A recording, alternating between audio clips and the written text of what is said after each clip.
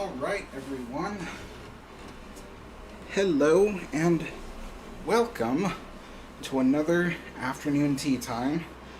Let me get to my YouTube channel so I can check your guys' comments. And be sure to let me know if you can hear me alright and if you can see me alright while I do this. Okay, let's see. Here's my channel.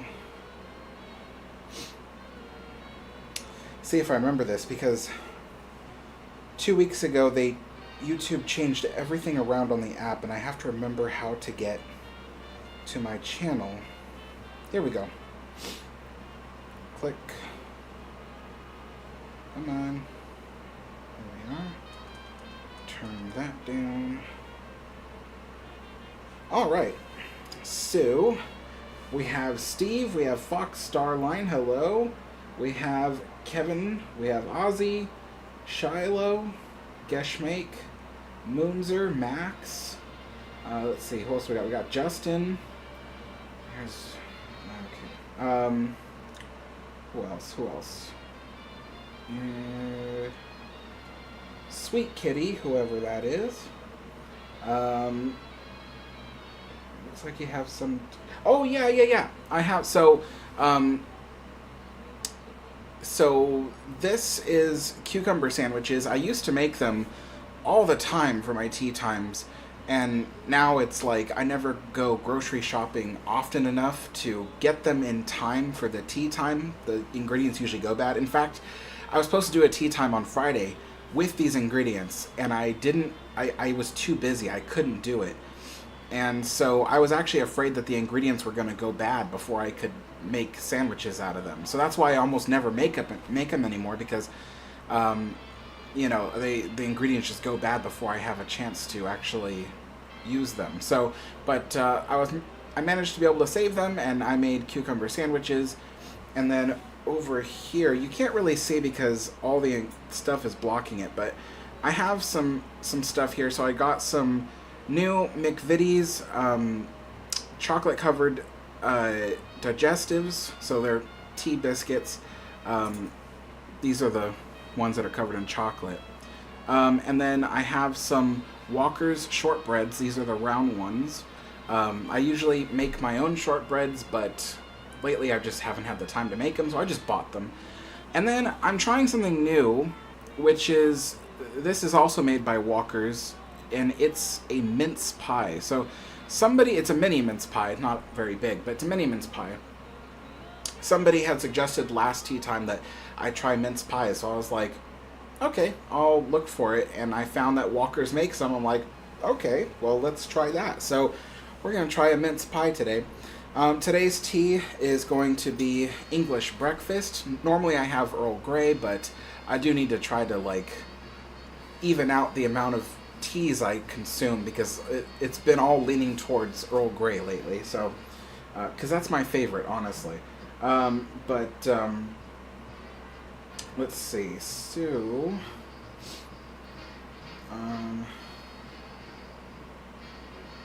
just reading people's comments.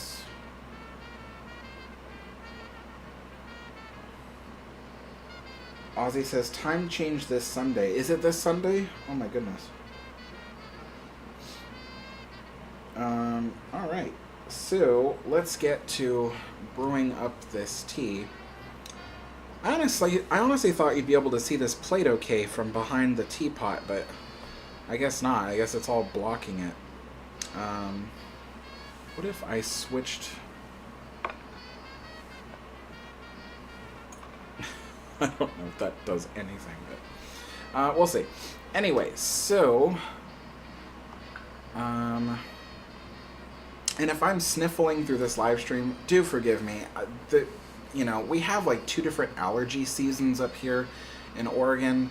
There's spring and then there's fall. Something blooms in the fall or something that just makes my nose constantly run. So Geshmake says, nice jacket, looks good. Thank you so much.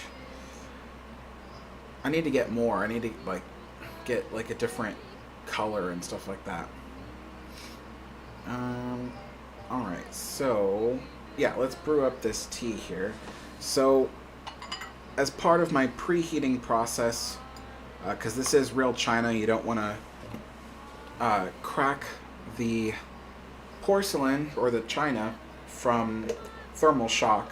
So I filled it with halfway with the hottest tap water I have, and then what I do is I empty out half of it, excuse me, and then I top it off with boiling water to intermediately bring up the temperature a little bit. I let that sit for a minute.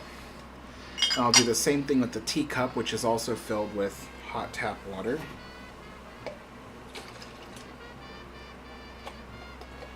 we go.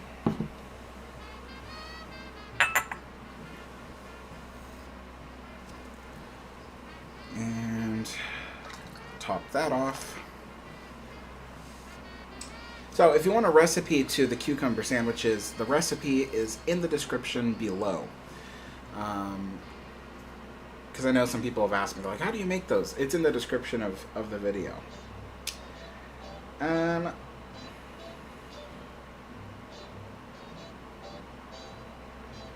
see. I don't think my chat is keeping up with the comments, so let me refresh that. Click. There we go. I was like, I don't think it's keeping up. Ozzy says, hear you just fine. How's the weather today? Weather today is sunny with clear skies, which I do not normally like that weather. I prefer cloudy and rainy. But the good news is that it's cold today. And I love the cold weather. So at least, even though it's sunny and stuff, it is at least cold. And thankfully, I'm not sitting in a direct sunbeam, because there's a sunbeam right behind me. Alright, so Mark says, hey Alex, hello Mark.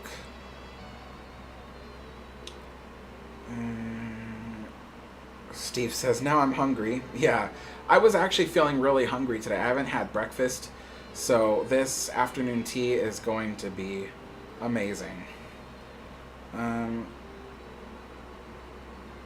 Let's see. Mark says, yay, mince pie, we have them also. Yeah, I'm curious to try it. I have no idea what's in there. It just says, like berries or something. I forgot what it said, but it said a mixture of spices as well. So I'm like, I wonder what that will taste like.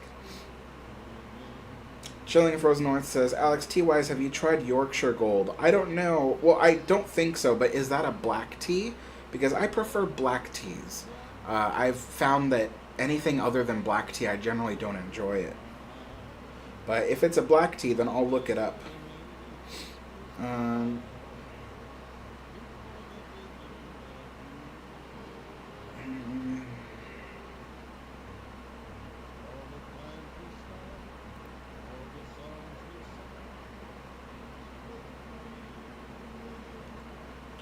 Chilling says, perhaps moving the picture into the upper left from my view.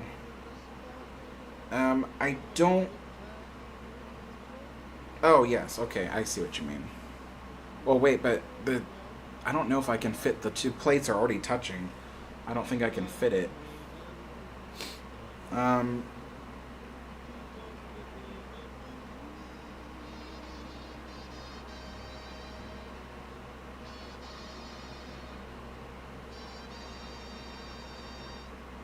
Moonzer says, Alex, if the QE existed today as a hotel, museum, and attraction, would you do a video there? Of course, absolutely. Although, if it was in... It depends on where it is, because some people ask me, Alex, are you going to go visit the QE2 in Dubai? And, you know, I would love to visit the QE2, but the problem is, it's in Dubai, and Dubai is really far for me. You know, even my planning, the trip I'm planning to go to the UK is already pretty far for what I can afford, and you know, And in terms of, see, I've never been outside the country before. Most Americans haven't because the United States is so big. There's almost no reason to even leave the country because we have every climate there is. We have every, we have every type of landscape that exists. Everything from deserts to forests to jungles. Um, you know, there's so much variety in the United States that most people in the U.S. don't have a passport. So so this is actually going to be my first time leaving the country, and I want my first time leaving the country to be somewhere quite Western in terms of culture. So that way I don't feel like I get such culture shock, because I feel like I would be subject to culture shock. So yeah, but Dubai is pretty darn far, and even though the UAE is, it can be pretty Western at times, depending on what businesses you're walking into and stuff. I still feel like there would be a huge culture shock, especially, I don't know if like everybody would even speak English and that kind of thing, and that would be quite a shock to me. So I don't know. I don't think I would go to Dubai, not unless I had a lot of money, and and it wouldn't be such a big deal to go there. But yeah. Let's go ahead and fill that with boiling water. So I got to empty this out completely.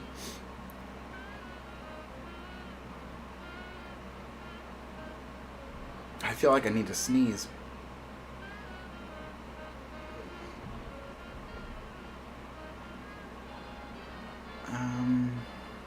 Yeah, you're welcome, Steve. Yeah, you guys, back on Saturday, I was a guest on Steve's channel, along with my friend Shiloh, Malad, my friend Chris, and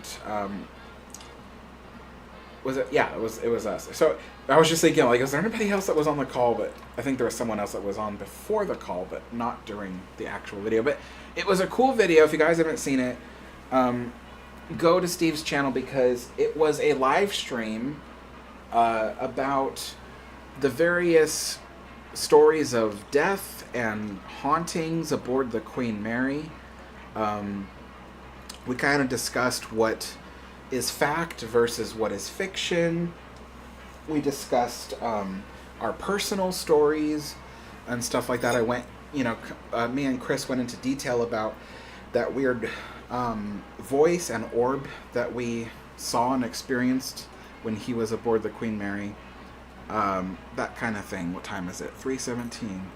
So I usually let that go for 5 minutes, so 3:22.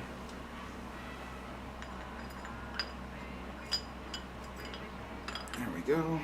That won't fit perfectly on there because it's yeah, but empty this out. And then I usually fill that with boiling water to make it extra hot. There we go.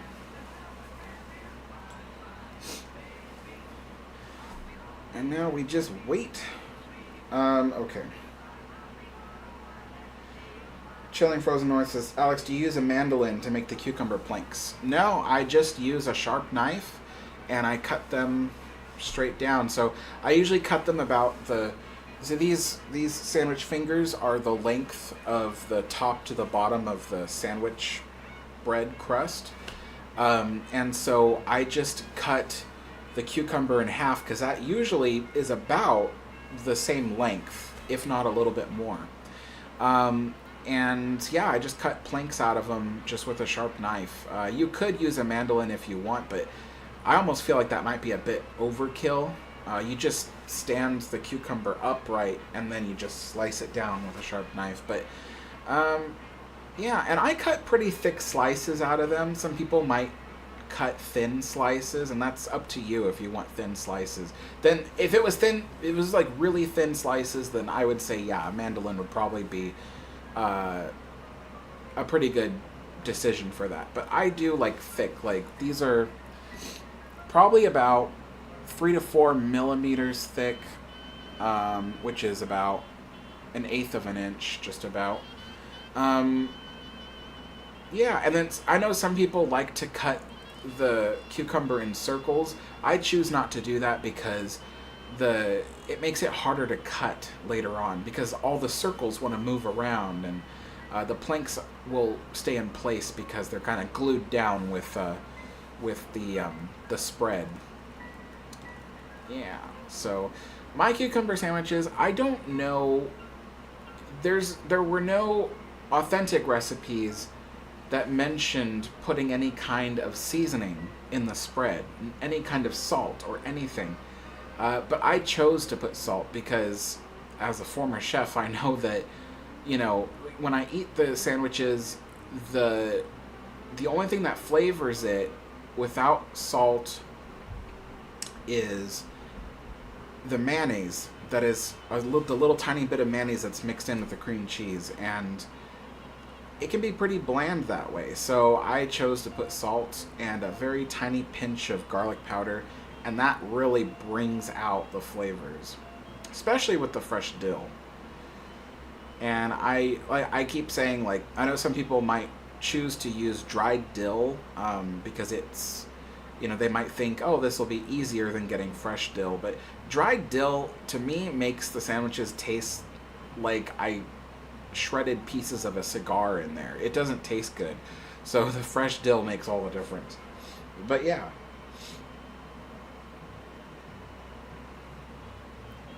Hello, Brayden. Don't worry about that. I know people are very busy.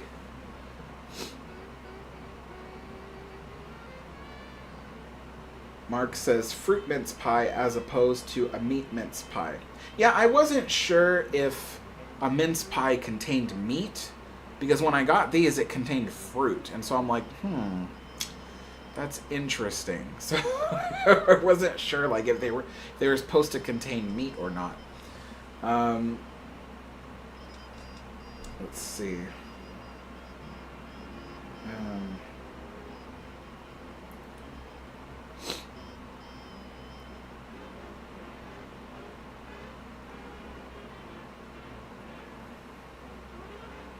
So Geshmake is upset about Shacktoberfest around the Queen Mary. I mean, my feelings about Shacktoberfest is it's been a very successful event. What time is it? I got one more minute on the tea. It's been a very successful event. I think it's better in terms of Queen Mary's. Shacktoberfest isn't very scary. And I would say that is just a hair better than the previous, like, scary event. Because, like I've said like 100 times on this channel, the Queen Mary was a happy ship. People who sailed aboard her had a wonderful time. It was not a ship of death and evil and destruction like some movies and special events might make it seem like. It was a happy ship, and so I feel like if there was going to be some kind of Halloween event centered around the Queen Mary, it should be a happy one that is at least kid-friendly. And so Shacktoberfest kind of fits that mold. But yeah, I do wish that, in the future, the Queen Mary could come up with their own kind of event that is better centered around the theme of the ship and stuff like that. But that is also difficult because the ship was British, and back then, I don't know about today, I think some people do, but back then they didn't celebrate Halloween. That was entirely a American thing, and so the Queen Mary did not have any Halloween events, as far as I know. So it'd be difficult to do something for American Halloween when you have a British ship. Yeah, it's kind of a mess. And as for, trying to upgrade the Queen Mary's ambiance, I kind of agree. I've been seeing some of the reviews on the ship, And a lot of the hotel guests are not happy about that event because it makes a lot of noise and it keeps them awake at night. So, I mean, there's certainly something very wrong with it, you know.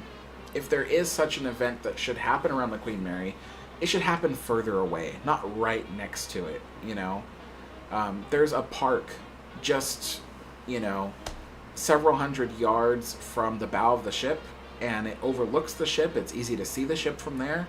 That's where they should do the Shacktoberfest.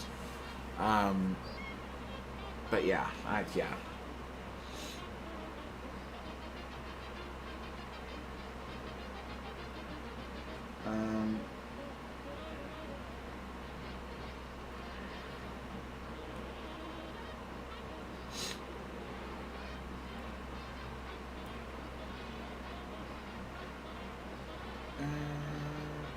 TNS Rocks, thank you so much. Yeah, this is an original Cunard tea service. Some of the pieces came from the Queen Mary, some of them came from the Queen Elizabeth. Took me a long time to collect them. Oh my gosh, it took forever, but it was worth it. Okay, it's way over time for the tea, actually. I totally forgot.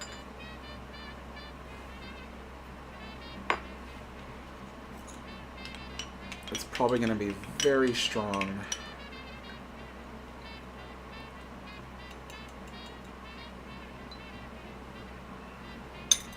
There we go. I always get mad at myself for missing it. I'd put an alarm or something on my phone, but then I forget to start the alarm, so forgetfulness all around. Okay, let's make a cup of tea. Hello, Kyla Bear.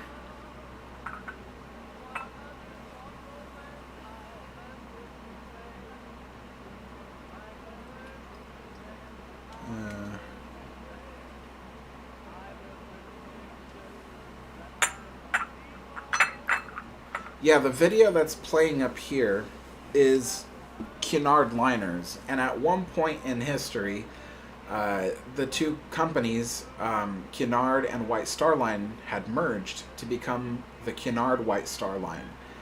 And as a result, Olympic was at one point under Cunard command. So the Olympic is featured in some of the footage above because it was technically a Cunard liner at some point. So, alright, let's pour the cup. The interesting thing is that these teacups are quite small compared to ones that you would normally buy. And, oh man, that is a really dark tea. I really oversteeped that. What was I saying? So, yeah, the teacups are small. And that makes it kind of, I don't know. The tea cools down too quickly, I think.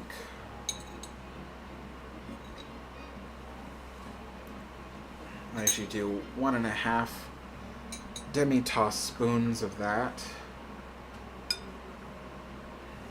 Because these aren't even teaspoons, these are demi-tasse spoons, because a teaspoon is so big, it like takes up most of the teacup. So, back and forth. And then I like to add a lot of milk.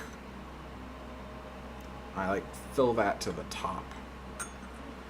And then one more. There we go.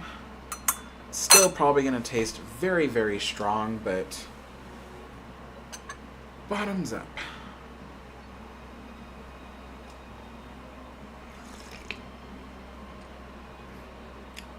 That is unbelievably strong, but it still tastes good. Okay.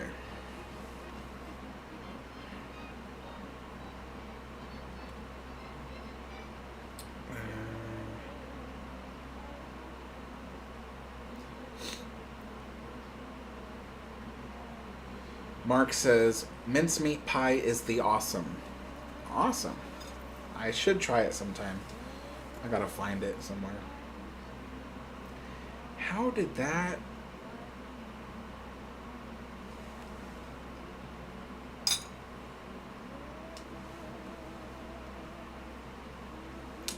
Okay, something is amiss.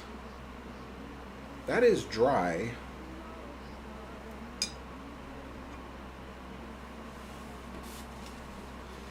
My napkin is wet with tea. It was like this underneath the plate. So this is the center of the plate. But underneath the plate it's completely dry. How did that get wet? Oh my gosh. Okay.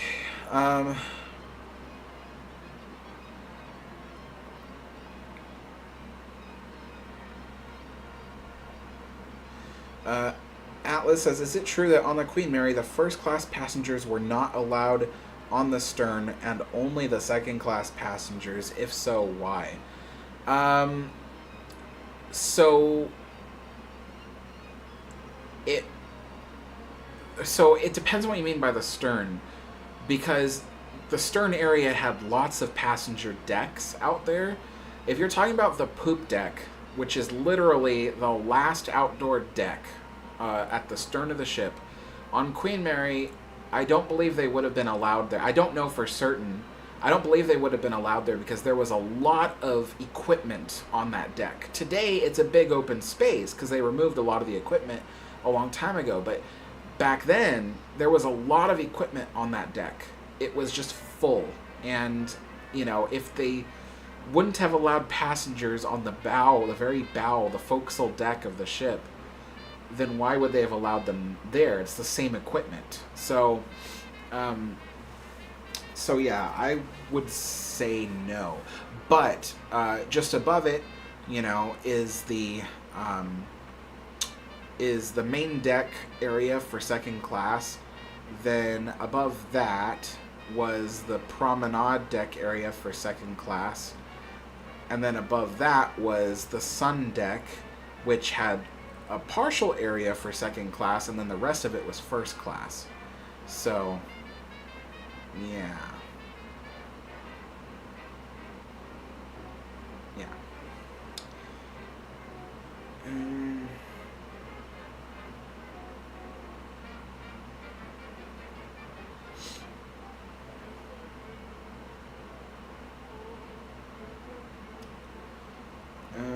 Brocky says, whoa, a new setup. No, Brocky, you've been here several times while I've had this setup behind me. I did add one thing that's new, which is behind me, it's a Walker's tin of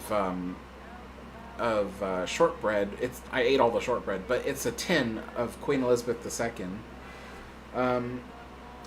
But yeah.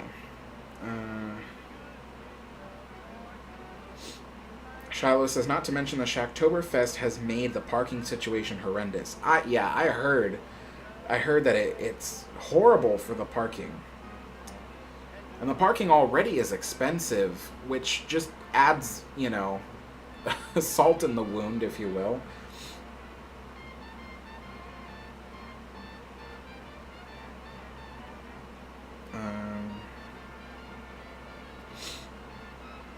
I'm just reading through people's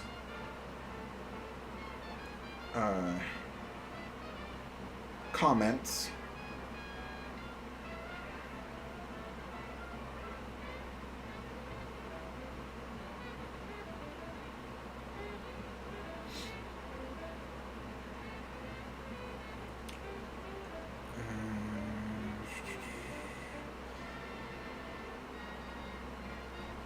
Kipfer asks, who does everybody prefer here in this chat, Mary or Elizabeth?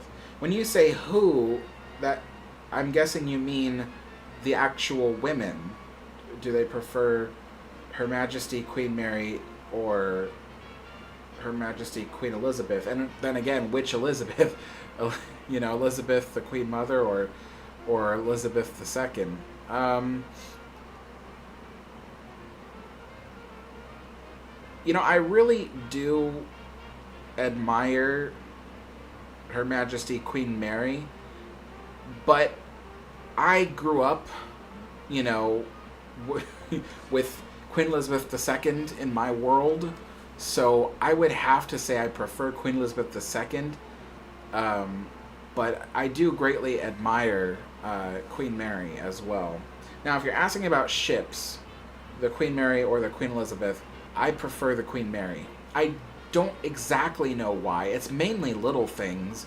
I just like the particular style on Queen Mary just a little bit more than the style that was given to Queen Elizabeth. I like that Queen Mary looks kind of funky. She looks more traditional from the outside than Queen Elizabeth looks. Queen Elizabeth looked a lot more mid-century on the outside. So I don't know. It's just little things that make me prefer Queen Mary, as well as the fact that Queen Mary, had been through a bit more than Queen Elizabeth did.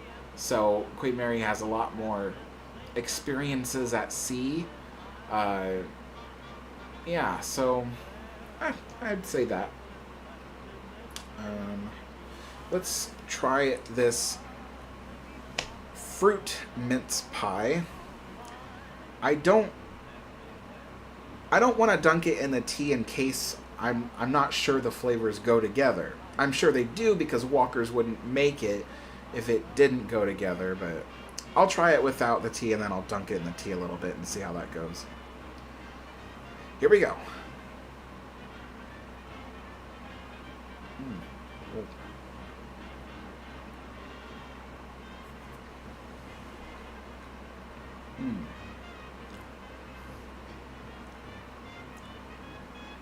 That is interesting.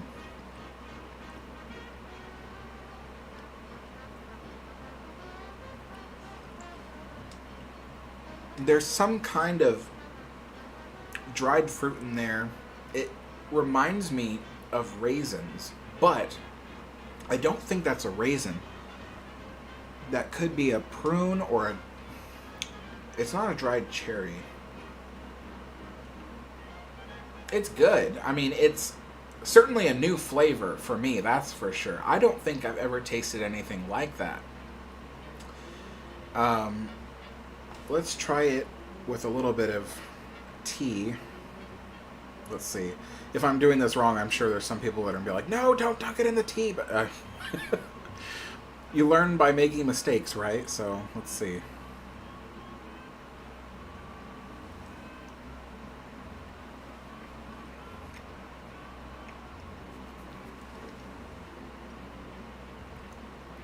It's the same. The tea doesn't really change it. It's good, but I can certainly see that. See, I served myself one because I wasn't sure if I would like it or not, or if I did like it, how much of it I'd want to eat. I do like it. It's not my favorite thing, but I do like it, and I think I'm glad I only served myself one because it is actually quite sweet. There aren't very many sweets from the UK that are that sweet. And that was a bit surprising. So, but it is more like a fruity sweetness as opposed to a cane sugar sweetness. So yeah, I don't know, maybe it is raisins. They do look like raisins. But it is interesting. And if I had to say what the flavor reminds me of, it reminds me not of a food, but of Christmas. It tastes like if you were to take all the magic of Christmas and then reduce it down to a fruity paste that's been put into this thing. That's what it tastes like. The spices or whatever they put in there really makes it taste Christmassy, which is interesting. I've had a lot of things that I've described as Christmassy, but that is it. That's for sure. Okay, let's see. Hello, K4RNA.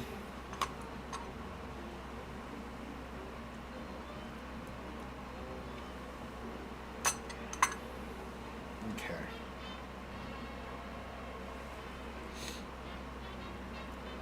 Oh, see, Steve confirmed it for me. He said that a deck, not A-Tech, a deck. He says fantail. I'm guessing that means the cruiser stern, because Normandy had a fantail stern. Queen Mary had a cruiser stern. Was typically not passenger accessible. So yeah, that makes perfect sense to me, because if they weren't allowed on the forecastle deck with all that equipment and large machinery and stuff, and it's totally overcrowded with equipment, then they certainly would not have been allowed on Queen Mary's poop deck, because that area was completely covered in machinery. There was nowhere to sit and relax. Not that the Queen Mary Hotel didn't try in the early 70s. I have photos from the early 70s that show deck chairs out there on the poop deck, but they found space then, but yeah.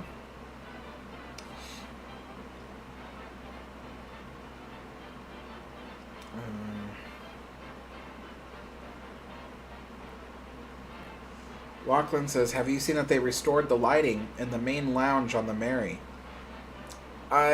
Yes, they restored a lot of it, but not all of it. There's still parts of it that I don't even think are wired for American, electrics. And the particular lamps I'm talking about are the ones that really should be lit, because it does something to that room when they're lit. But I don't think they're even wired anymore. So, yeah.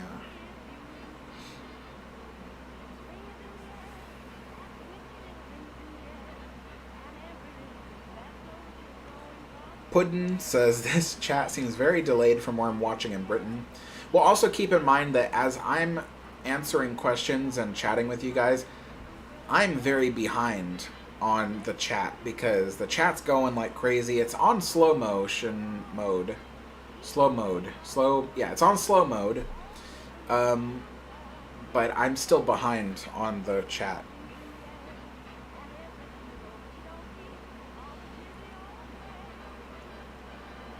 Did you ever get a chance to meet Queen Mary's paranormal researcher, Peter James? No, I haven't. That's from Samuel.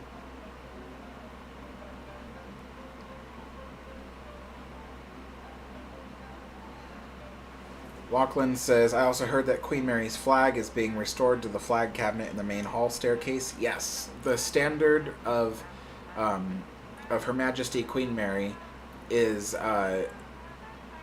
it's being replicated. So there will be a replica that will be put on the main staircase in first class, just near the promenade main hall area. And yeah, that's pretty cool, because the ship had that for years and years and years and years. Like, I think through the entire the entire, what do you call it? I can't even think today. Her years at sea, basically, through all her years at sea, she had Queen Mary's Royal Standard in that cabinet, and finally they're going to make a replica and put it in there. That's pretty cool. Hello, Expedition Steve. How's it going?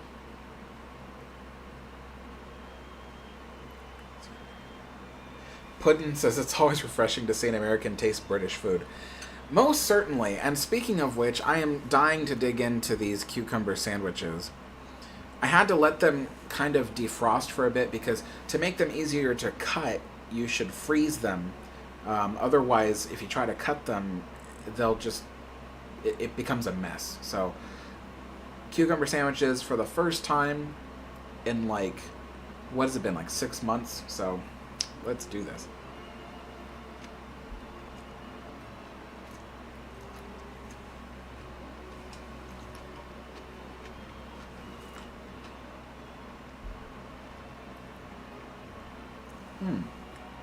Mark says, I'm glad you're enjoying the fruit mince pie. They're huge here in Australia, from England originally, of course. Oh, wow. What I'm excited about when I go to the UK, eventually maybe I'll go to Australia as well. That'd be really cool. But for my UK trip, what I'm looking forward to is just trying stuff I've never had before. And I know, like, one of the things that my friend Chris and I have been talking about was everywhere we go in the UK, we want to stop at a fish and chips shop and have their fish and chips, because every area does it slightly different. Every country does it slightly different. And of course, here in the US, you can get fish and chips, but it's not quite the same. You're lucky if you find a shop that has the special vinegar sauce that they put on it. And even then, most people don't do that because in the US, they're not used to having that sauce on their chips or their fries, if you will. So yeah, it'll be interesting. And, you know, of course, fish and chips is one of my favorite things to eat anyway. I mean, come on, fried fish with fries, that's delicious. So I am excited to try fish and chips from, you know, from England and Scotland, and we'll see if we end up going, you know, somewhere else. Maybe to Wales. I doubt we'll go to Wales. I don't think we have time, but it'd be cool if we did. There's certainly a place, I think, in Wales I want to see. But I know we'll be going to Scotland, to Edinburgh, because I really want to see the Royal Yacht Britannia and film that so I can make a video about it. And then I want to see if there's other Age of Steam related things in Edinburgh, or at least very, very close to it. You know, someone asked me, they're like, oh, are you going to go see, you know, Loch Ness? And I'm like, that's several hours away. I don't think I have time for it, and it would cost extra money to try to do that. So, but yeah, if it's something near Edinburgh that is related to the Age of Steam, and the Age of Steam is from the early 1800s all the way through to the mid-century, mid 1900s. So if there's something related to the Age of Steam, I certainly want to see it. And then, out of personal interest, I want to see castles and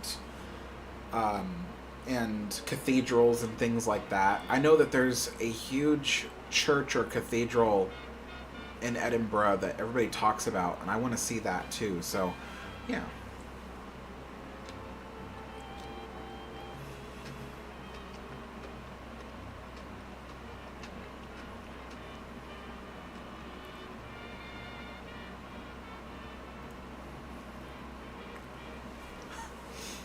Ozzy, you talk about Long Island iced tea all the time. Do you drink that when you watch my live stream?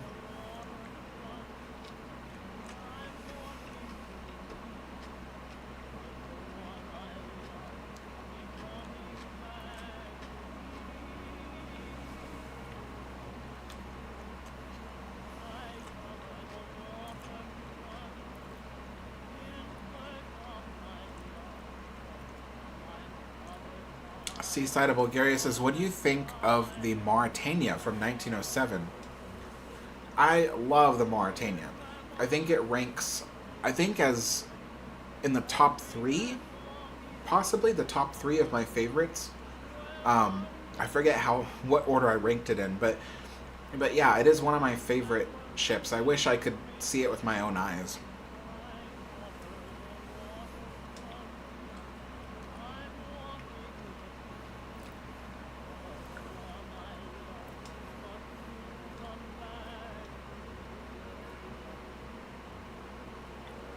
K4RNA says, so apparently Queen Mary operators, the past ones, Urban Commons, didn't misuse millions of city funding, new memo says in Long Beach Telegram. Well, according to the Telegram, they didn't misuse it in the sense that they didn't pocket the money. But I still believe that the work that was done on the ship was not done under the watch of a historian or a historic preservationist. A lot of the work that was done aboard the ship was just willy-nilly. They went in there with hammers, chisels, and paintbrushes, and then just did the work without actually like trying to prevent more damage from happening to the ship. So I don't think it was done properly, but it was spent on what they said it was spent on. And the other thing too was that there were ways for them to vet what companies they used for the work, what companies they would contract out to. But supposedly they didn't. They just chose like the first company that appeared at first to be the cheapest.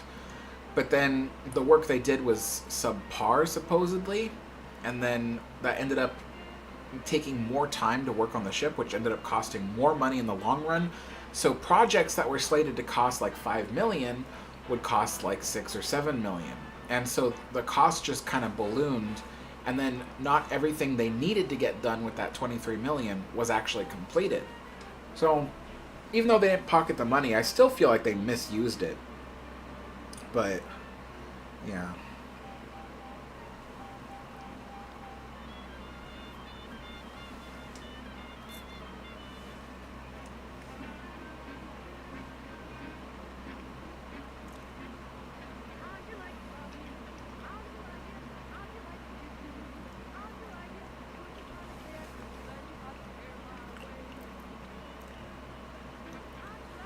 Ryan says, would you say Lusitania's third class interior was more luxurious than the Olympic class? I've always thought Lusitania's third class looked more stunning than Olympic. I would agree. Lusitania and Mauritania had much nicer third class interiors than the Olympic class. Olympic class, everything was just bare white walls. A lot of it was just bare steel walls. Very utilitarian looking, with very little decoration. The only decoration to speak of was usually just like a painting that was mounted on the wall or a poster. So yeah, I definitely think that with the wall paneling and the furniture and all that, I definitely think third class on the Lusitania ships was much nicer than the Olympic ships. So Jack Dawson lied. I'm just kidding. That last part was a joke, but yeah.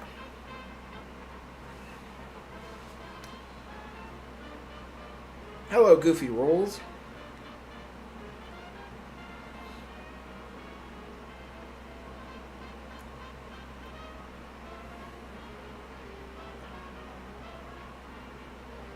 Felix says, brother, when are we getting more of your Disneyland horror stories? I made 2 videos about my own experiences and 1 video about other people's experiences that I heard. There's no more to tell. I only worked there for a certain amount of time. All the stories I had were put into those videos, so I don't have any more. And I think I explained that at the end of the second video, was that I actually don't have any more horror stories from Disneyland because that was it. That's all there was.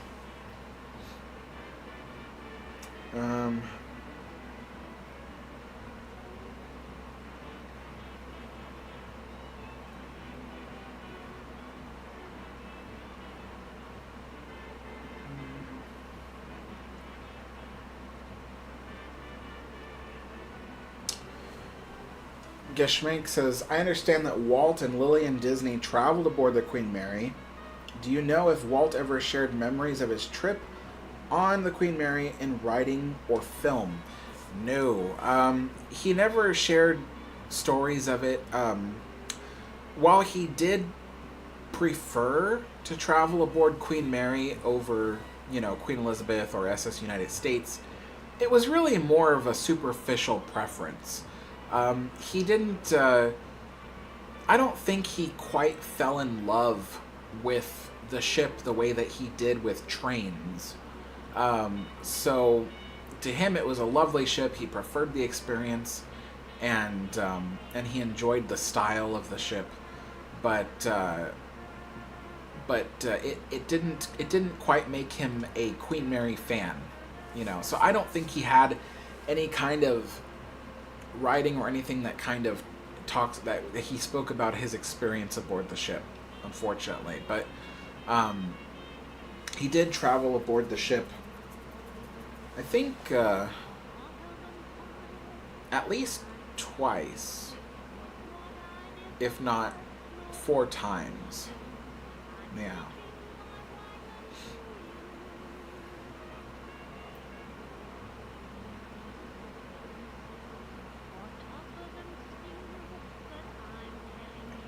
Goofy Roll says, how was the cucumber sandwich? It looks delicious. It is so good. I've been missing having these cucumber sandwiches for a while.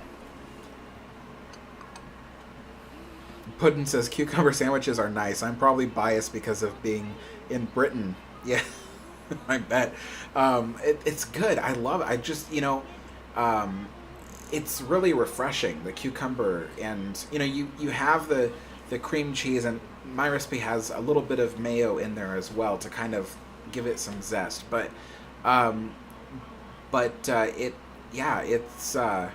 the cucumber really kind of cuts through the fat of the cream cheese, and it really tastes refreshing as opposed to something that's heavy. So it's nice. And the dill, oh my gosh, the dill just makes it. I will not eat a cucumber sandwich that I've made unless I've been able to purchase fresh dill. Otherwise, I'll just make something else. But the next thing I want to make is a tea sandwich that is scrambled, and it's an egg salad tea sandwich, and it's basically like scrambled eggs, a few other ingredients, plus watercress. I originally never made it with watercress because I couldn't find it. And then the other day I was at the supermarket and I found fresh watercress. And I was like, they do not have this listed online. So yeah, next time I do a sandwich, I'm going to try to do a watercress egg salad sandwich. Oh, that's good.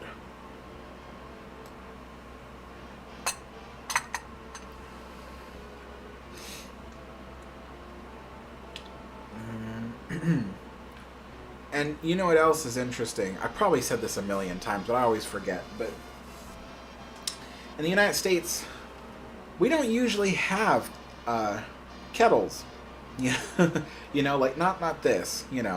This is what I guess in Britain you call a kettle. We have a different kind of kettle. It's for boiling water, but you put it on the stove, and we call that a tea kettle because it's always used for making tea and little else. But these electric kettles, we don't usually have these. It's very rare. And in fact, if you try to look for them in a store, you might be lucky if you find them. But they're not, everywhere. You can't usually find a wide variety of them or anything like that. But I bought this because it makes it easier to prepare tea. When I first started doing these live streams, I was using what a lot of Americans would use, which is a pot of boiling water.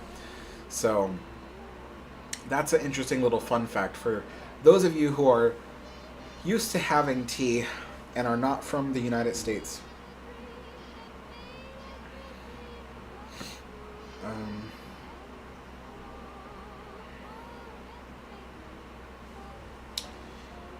Martin says, is it true that a life vest from the 1800s had iron to help them float? No, I don't think that's true, because iron does not float. Iron sinks. So it is more dense than water. So now it doesn't. That wouldn't make sense to me.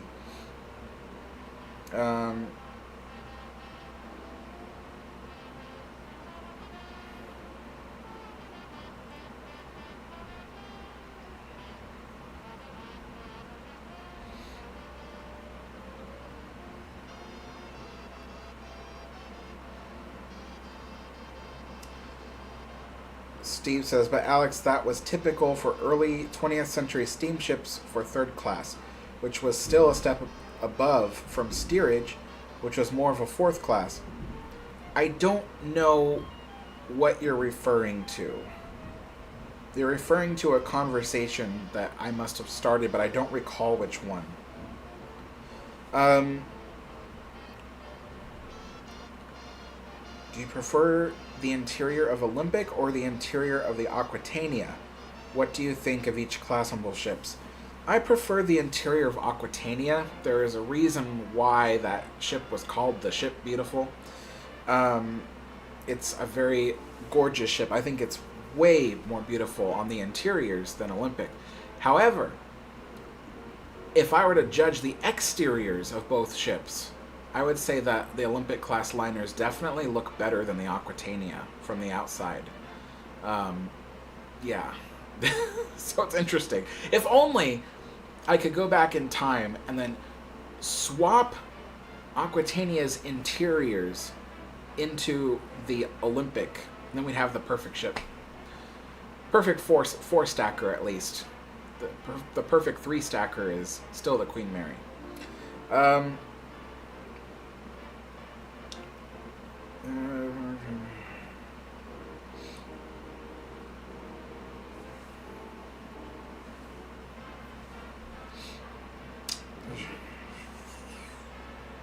Fox Starline says, I will say this about Disney Cruise Line, their ships actually look like ships.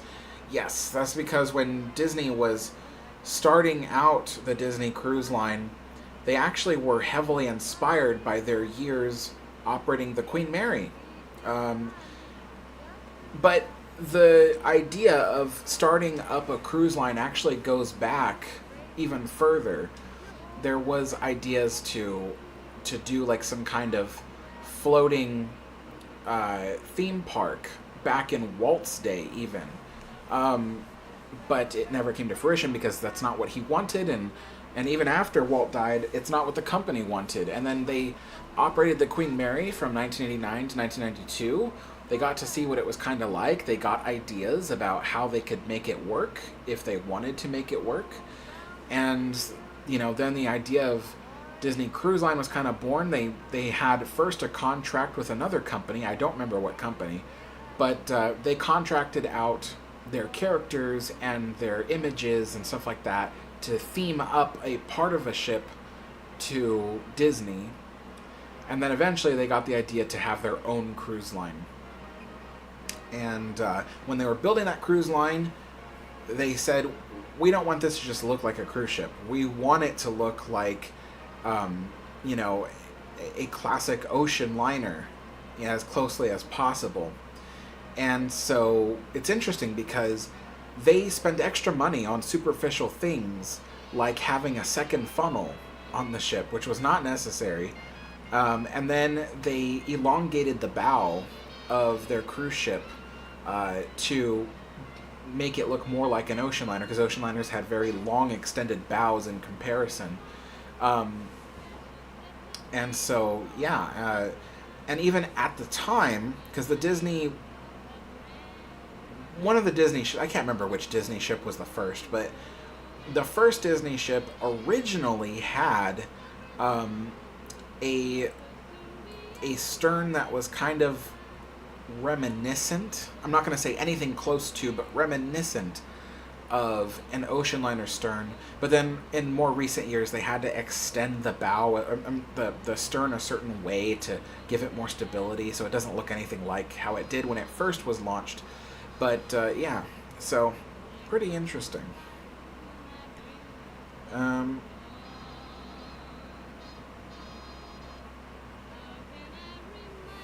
Let's try one of these shortbreads here.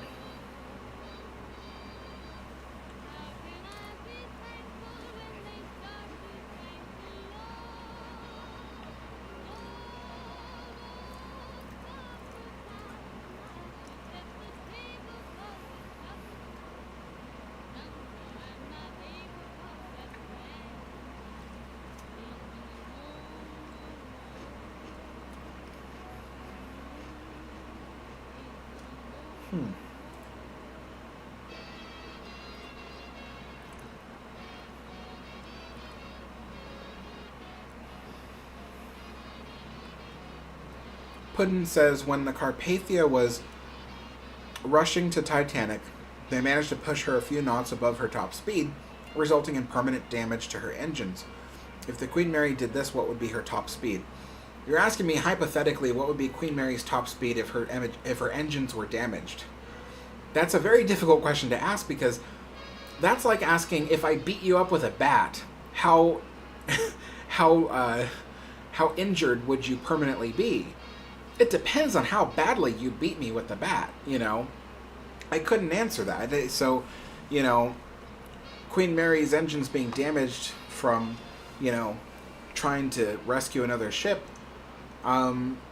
it's impossible to say, because it all depends on how much damage the engines sustained. So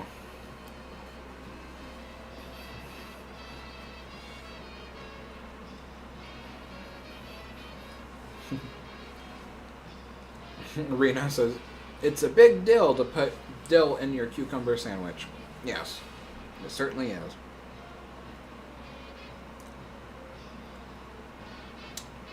Chilling the Frozen North says, Alex, why is the electric kettle on the floor? Because I have no counter space. This is it, right here.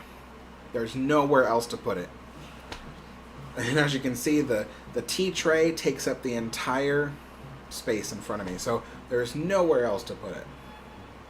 And it's not permanently on the floor. It's only on the floor when I do my tea times. Otherwise, it goes back to the kitchen.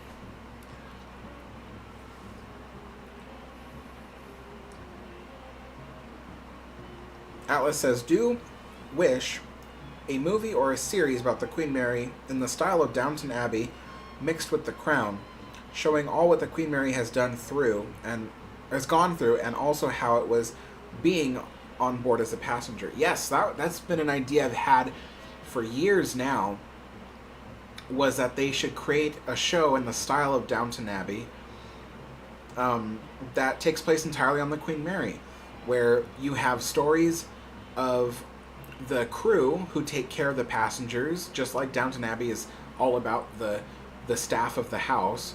But then, at the same time, you have the storylines of what the owners of the house go through. So you could also have that same parallel with the Queen Mary, where they talk about the passengers. And the great thing is, it's an ocean liner, so every week, every new episode, you can swap out characters, because there's always new passengers coming aboard. So it can always stay fresh. That's the cool thing. Your recurring characters are the crew, but your variables, your changing out of the characters is the passengers. So that would be a really cool show. I'd watch it. I think it would be great. I wish that they would do that. But yeah, and it'd be really neat, especially if they could film most of it on the Queen Mary. That'd be really cool. But at the same time, filming a weekly show like that, it would keep a lot of rooms closed constantly just to film it. So they might have to choose to do a lot of it in sound stages and use special effects. But there's that movie that I watched it last night. I shouldn't have watched it, because it was such a waste of my life. I watched that movie, The Haunting of Queen Mary. It was it was released this year, so it's a brand new movie, and it takes place aboard the Queen Mary in Long Beach. And I thought, I told myself I'm never going to watch this, because first of all, it has nothing that I want. I'm not interested in this kind of stuff. I didn't even watch any of the unofficial sequels to Titanic, because I think it's just dumb. But I ended up wasting 2 hours of my life watching that movie. And some of it was filmed on the Queen Mary, but a lot of it was filmed on sound stages, and they used green screen to make it look like they were walking through a lot of the rooms, when in actuality they weren't. Because it made it easier than just spending a lot of time on the ship, because it does cost about $15,000 a day to film aboard the Queen Mary for a production. So, yeah, the more days you spend on the ship, the more money it's going to cost. So they did an interesting job by videoing and photographing and scanning the interiors of the ship to create a virtual set, which was pretty interesting.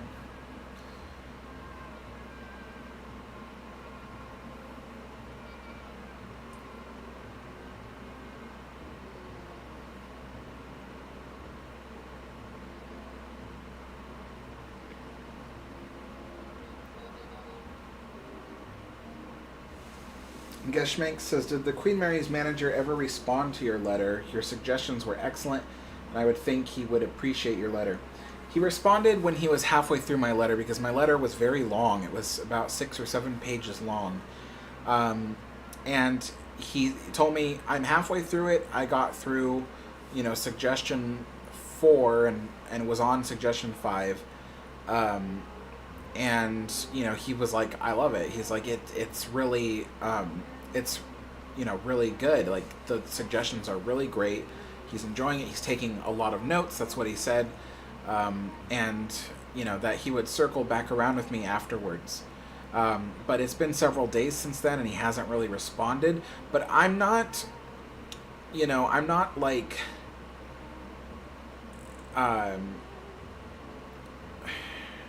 what's the words?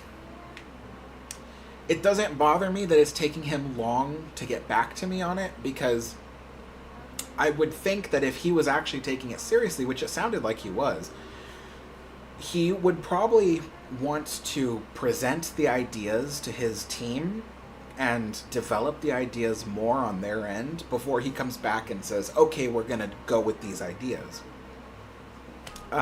If he had said the next day, okay, finish reading it, love your ideas, thank you very much, I would think, okay, they're not going to use them at all. But the fact that it's taking time gives me hope that they're actually going to use the ideas, because if I was in his position, I wouldn't respond to me so soon either. I'd take it to the team to see if they can be implemented and see if it can work before I come back and just say, all right, well, thank you, So, yeah, but at least he responded to me halfway through, and he seemed very sincere that he really enjoyed my ideas and really was taking it seriously, taking notes, and coming up with ideas that he was inspired by from my ideas. So, yeah, I'm happy. I hope that it works out.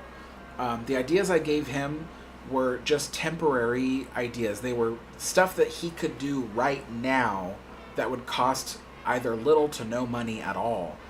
I have other ideas that are more expensive and are designed for the long term, but I told him, I said that if he liked my current ideas, I'd be happy to give him my more long-term ideas. But for now, these are some things he can do with that little budget that he has to run the ship. So, but yeah, he liked it. I'm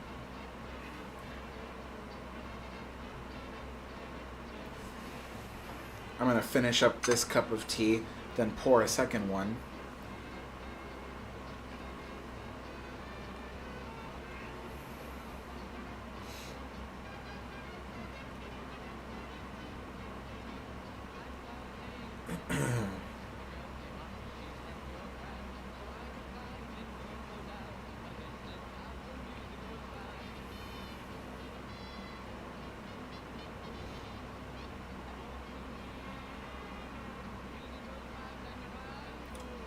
Oh, Puddin says, Alex, what I mean is they managed to raise her top speed. If they tried the same thing to the Queen, how much could they raise it by?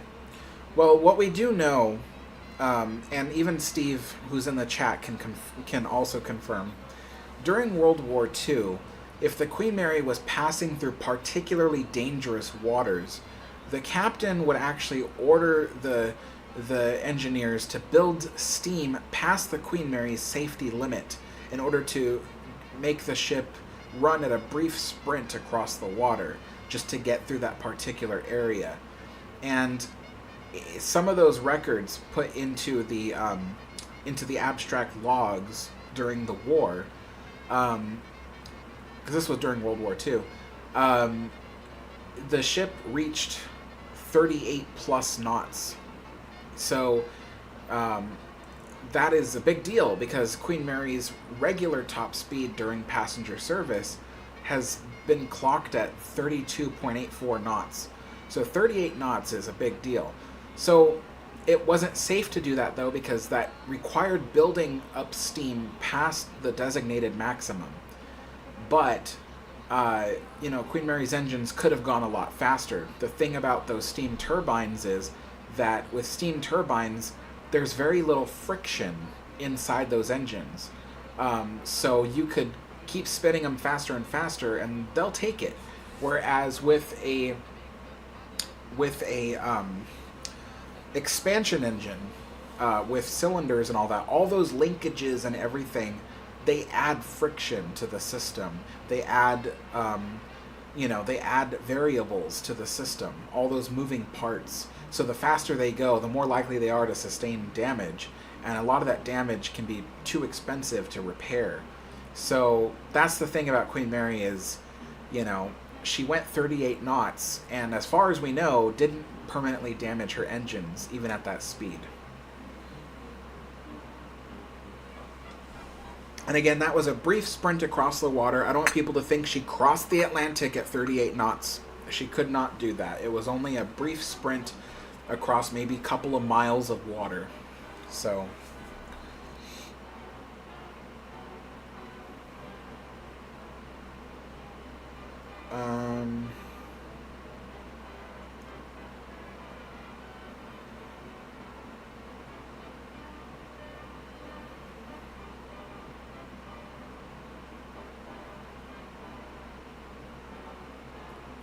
Geschmack says, The Haunting of Queen Mary. Oh god, I think I'm going to get sick to my stomach. It was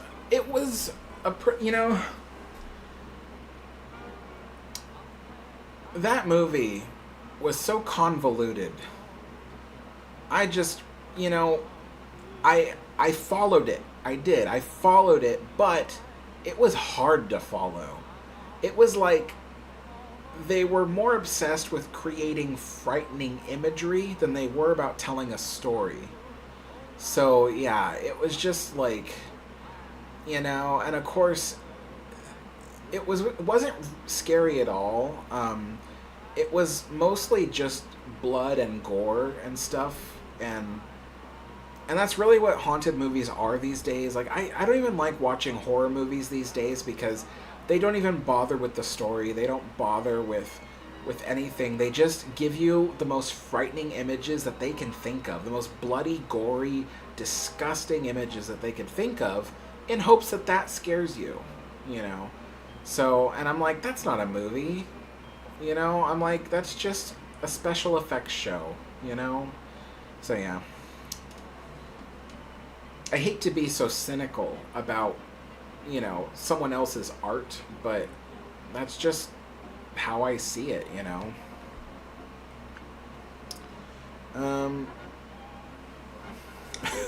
Shiloh says, that film was without a doubt, no question about it, the worst film I've ever seen, and I've seen some.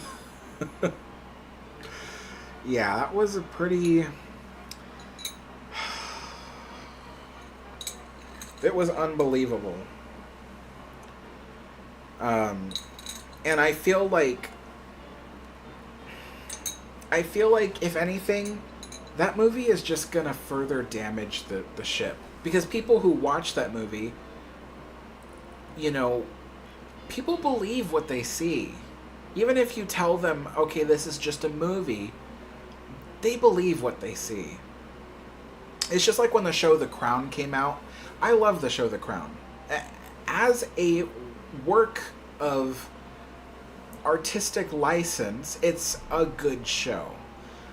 But the thing is that you can't use the show The Crown as a history lesson because it's told in a way to get the effect to be more dramatic.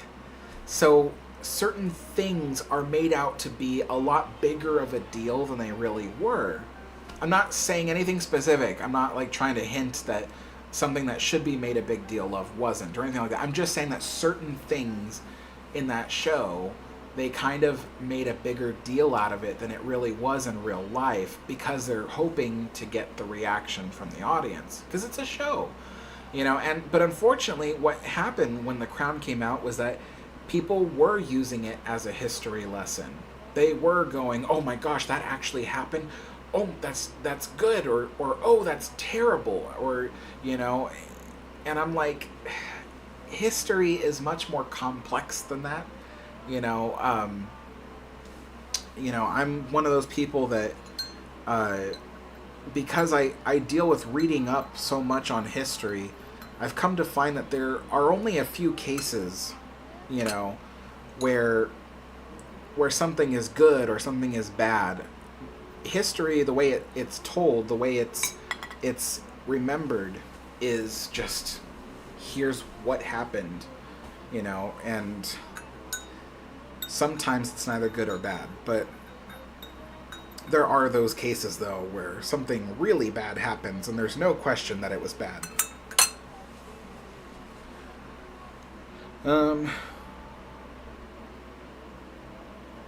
K4RNA says, how could he only comment on half the letter? Because when I sent it to him, when did I send it to him? I might have sent it to him at the middle of the week or something. And it took a few days without any response. And so he was going through it very slowly and taking a lot of notes, according to what he said. So I imagine that because it was taking so long to get through, like I said, it was 7 pages worth of stuff. And it was jam-packed. Like, I made sure that I didn't put any sentences there that didn't need to be there. Every sentence had a suggestion in it with things to do. So there was a lot to go through in those 7 pages. And it was big paragraphs, not little lines of, it wasn't like, oh, do this. It was like, oh, do this with this, that, and the other, and here's the reason why. It was like an essay.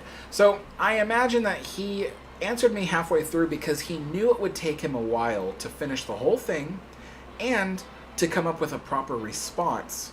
So he thought, I'm going to email him halfway through to let him know that, yes, I've seen it, I'm working on it, I love it, let me just let you know so that way you don't think you've been ignored.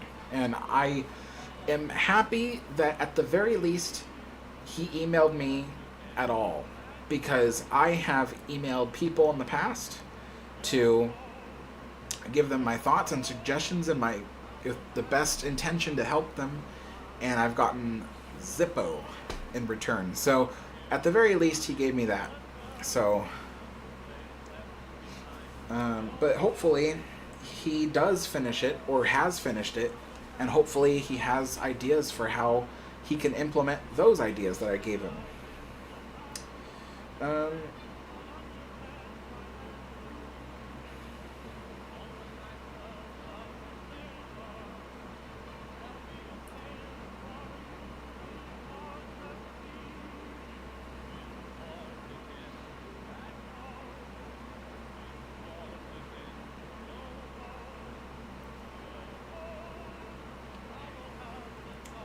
Steve says, Alex seriously needs to get down to Long Beach soon and meet him in person, the general manager, Steve Kaloka.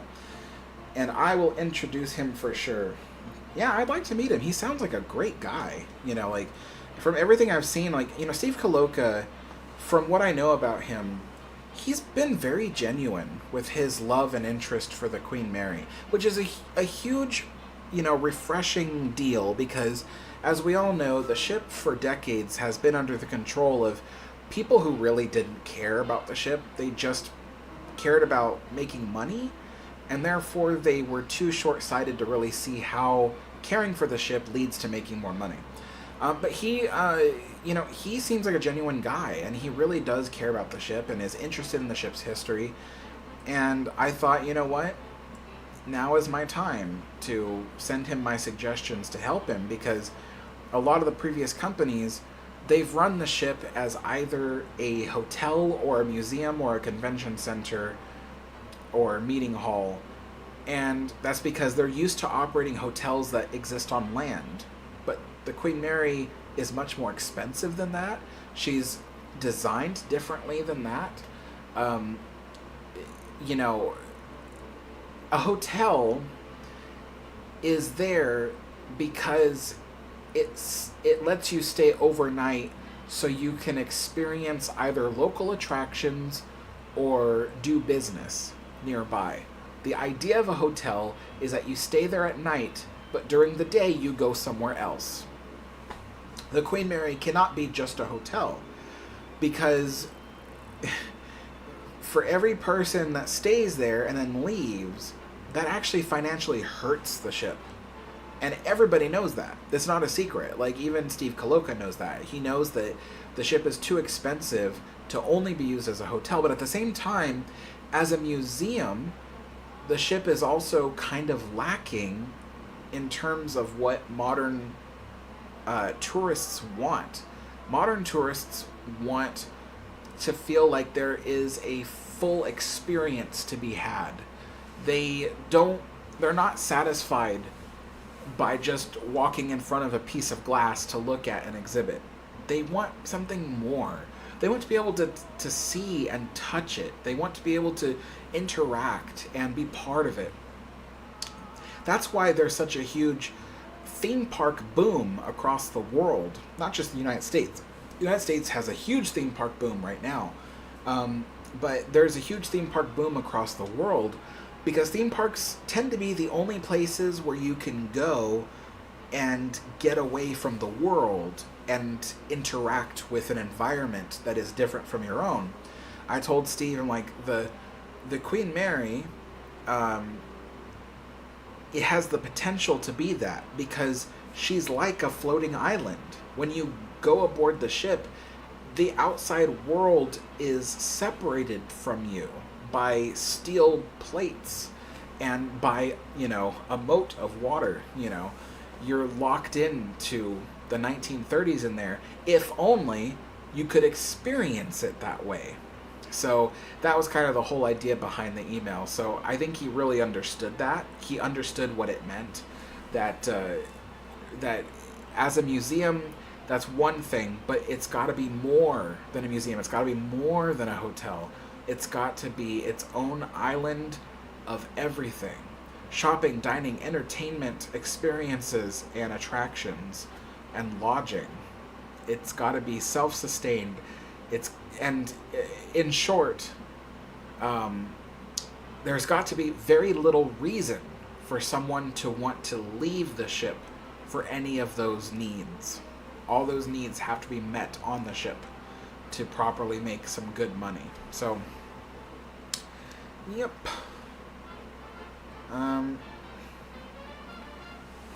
More sandwiches here.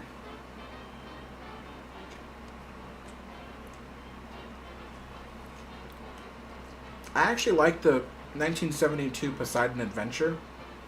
The other day I told my dad, I'm like, let's watch Poseidon Adventure. And you know what he told me? He says, I didn't like that movie. I'm like, what? It was good. He goes, I didn't think so.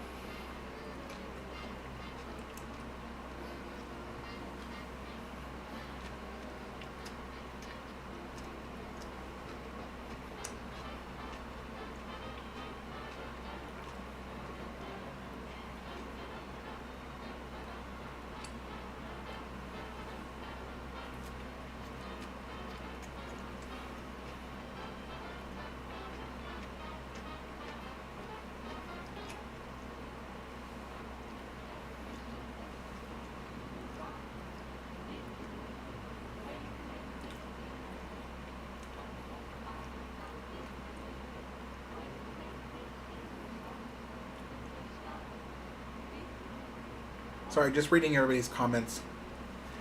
I can't read them all out loud, but I do read them in my head, and then the ones I think I can respond to, I respond out loud.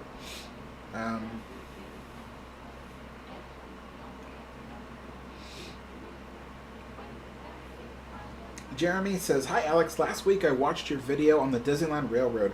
It was great, made me want to rope drop it on Saturday.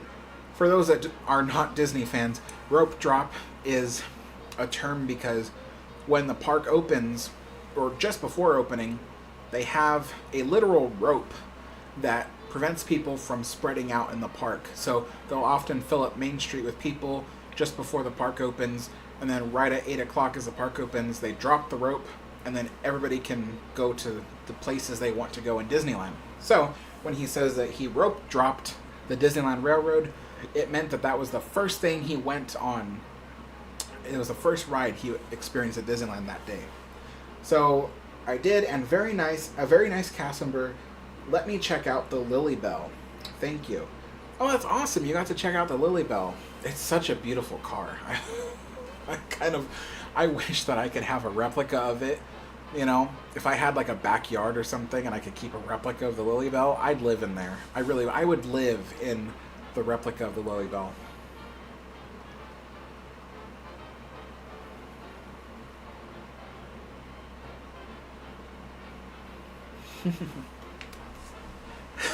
Puddin says, Alex, I want to see your attempt of a British accent. I've been told Americans cannot do one. So, I don't think I'm going to do one. I've done several different British accents. I've practiced the Queen's accent, so it's the same kind of accent that the royals and highly educated people have. I've also practiced a Yorkshire accent. I've practiced a Scottish accent. In fact, I think in one of my videos I actually did a Scottish accent because I was reading off a Scottish limerick. Let me remember. Okay, here I will do one. If I remember the limerick in my head, it was one about the Queen Mary, so it's a safe limerick. It's not a dirty limerick. But if I remember it, I'll try to say it in a Scottish accent, because that's the one I'd be most confident doing. Oddly enough, because Scottish accents are the hardest ones to do. But let me see if I remember it. Let's see.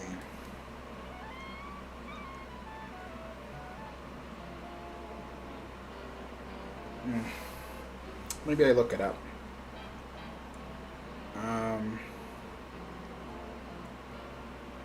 Let's see here.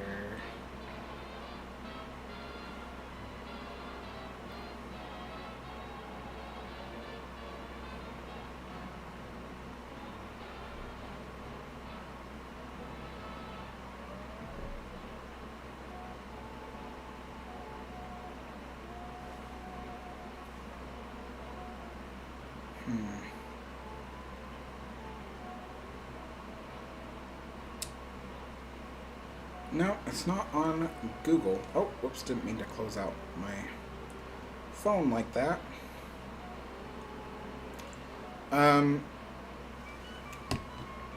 It's in this book here.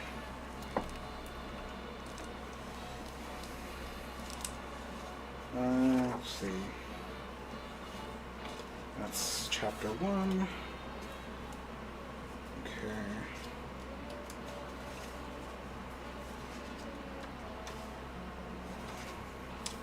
That's about Normandy.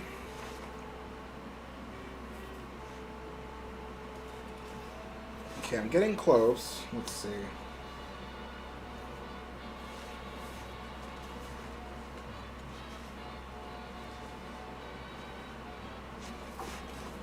I'm pretty sure it was... Oh, it's the next chapter.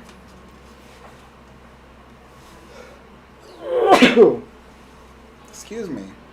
I've needed to sneeze for like the past 2 hours. Okay.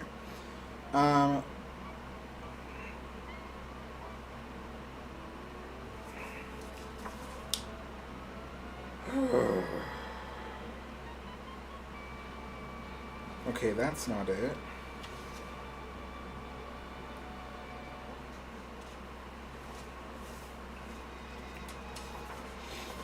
Okay, it's launched. Ah, here we go. All right, let me read it in my head first.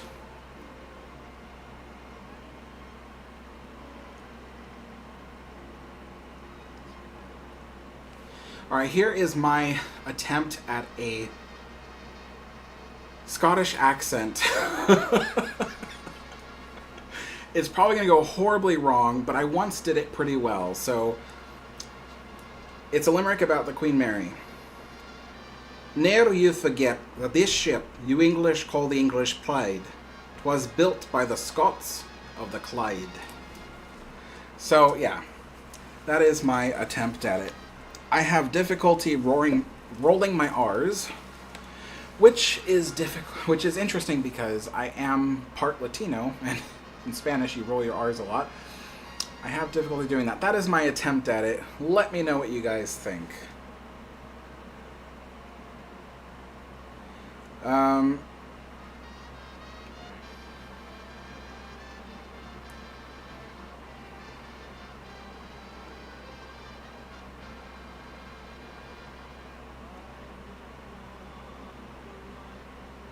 Let's see.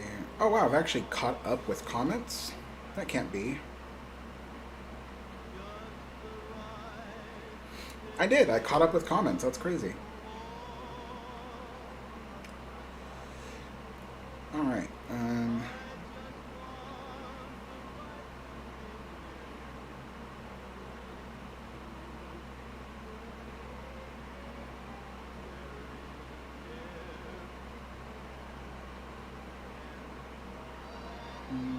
Okay.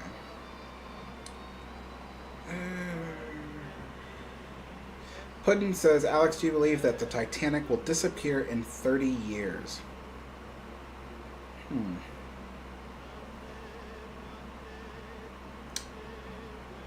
It depends on what you mean by disappear, because some people go like, oh, in 50 years the Titanic will be gone. But in reality, there will still be debris there. It may not be standing, but it'll be a pile of debris. Which it pretty much is now anyway. But I do think in 30 to 50 years it will be a pile of debris. It may be another 100 years before it's just a stain on the bottom of the ocean. Seaside of Bulgaria says, you did well. I don't know, are you British? Do you have the authority to say that I did well or not? I'm interested to see what Puddin says. I hope Puddin was listening. K4RNA says, any update on playing with trains in the future? Maybe on the other channel. So I haven't had the time to work on my railroad at all. I wanted to switch to the other channel to do that kind of stuff. But all my time has been spent working on videos on this channel. I'm so spread thin. I wish that there was more hours in the day to do everything. Even today, like, it feels like I didn't get anything done. It almost feels like I woke up and then I spent hours getting ready for this live stream. And then once this live stream ends, I have to start, like, preparing dinner. And then next thing I know, it's just a few hours later, it's almost like it's time to, like, start, preparing for bed. So it's like, I almost feel like I don't have time to do anything.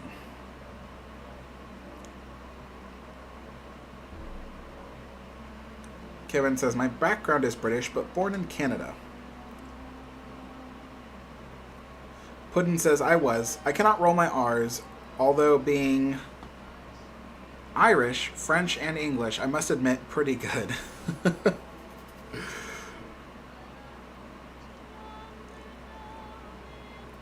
Yeah.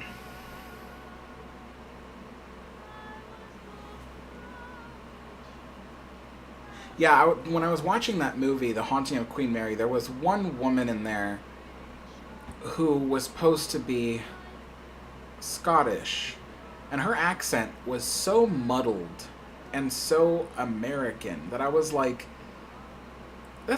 she's not really Scottish. I was like, it just does not sound, but at the same time, a Scottish accent is one of the hardest accents for an American to understand when they hear it. So, yeah, so honestly, I feel like they probably maybe purposely made her accent muddled so it sounded more American, so it was easier for American audiences to understand when they hear it.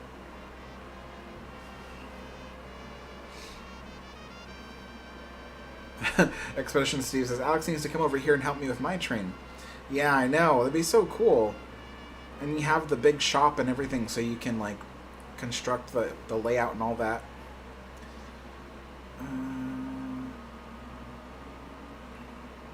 Seaside Bulgaria says, I'm not British, but I've lived in Britain for some time. I'm quite good at the British accent, so I can say you did well, given that you're American. Thank you. Yeah, I've done other accents too. Like I watch some YouTubers who are from. Well, one of them is how do you say it? Yeah, his accent is Yorkshire. He's from York. Don't know how to say it. But yeah, and so I've kind of like been studying his accent, and I've tried a few times, but it's been a while for now, so I don't think I could accurately do it. But Puddin says, you're not alone. I don't speak Scottish. I need a translator when I went to... I can't pronounce that. AYR. I don't know what that is. Banana Production says, why am I getting ignored? What have you been asking me? Armas Lusitania or Armas Mauritania, which would you prefer? I prefer Mauritania. Mauritania is my favorite of the two ships.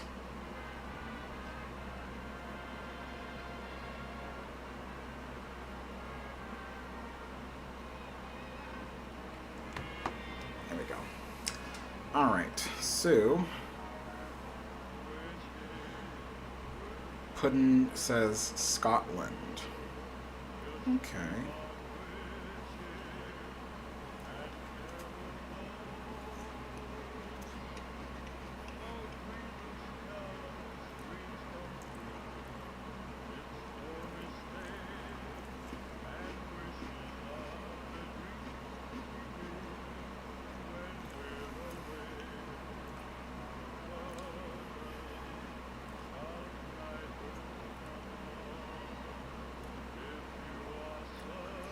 Yeah, I agree, Steve, that Mauritania was just a little bit better than Lusitania. I also feel like a lot of people tend to prefer ships that sink. There's something about the tragedy of it that appeals more to people.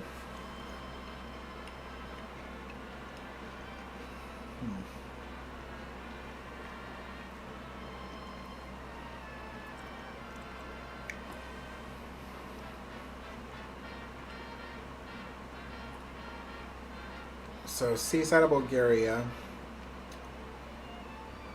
It says, what do you think of late 19th century ocean liners? There's a few that I like. I like RMS Campania. I like...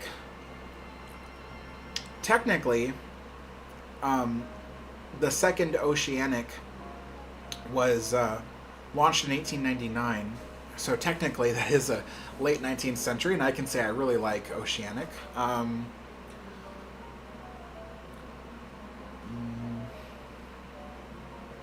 But yeah, I like the late 19th century liners. For some reason, the ones before that, I'm not that big a fan of them. Their interiors are often quite nice looking, but I don't know, I like the super liners. I tend to like super liners, actually. There's just something really cool about them.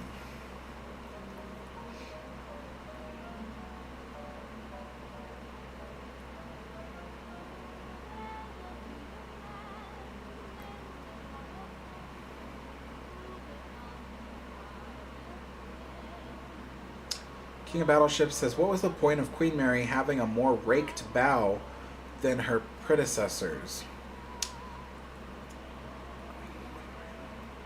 What was the point?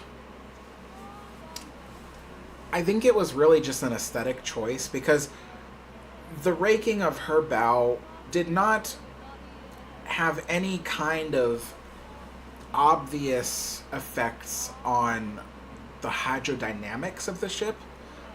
Because some people will say that. They'll say, oh, but the Queen Mary's bow being more raked than, like, Titanic, for instance, was supposed to make her faster. It's like, It does, but by a tiny little fraction. It almost doesn't even matter. So, yeah, it's really more for aesthetics. They're trying to give the ship a slightly more yacht-like appearance to make her look fancier and more luxurious, as opposed to too traditional. So that's really what it was for. It's just for appearances. And Queen Elizabeth too, they gave her an even more raked bow than Queen Mary, and that again was to modernize her appearance, to kind of separate her a bit more from the early 20th century liners.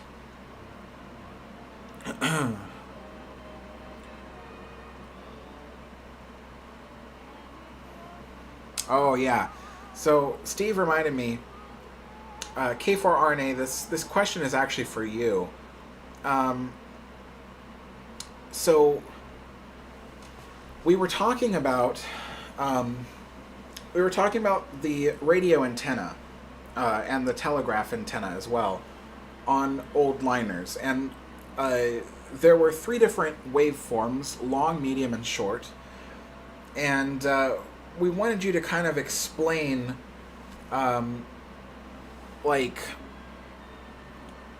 the differences and how they were strung on, let's say, Queen Mary, because one of the common things that is shown in artwork of the Queen Mary is that the Queen Mary is depicted as having long wave antenna strung between the foremast and the mainmast,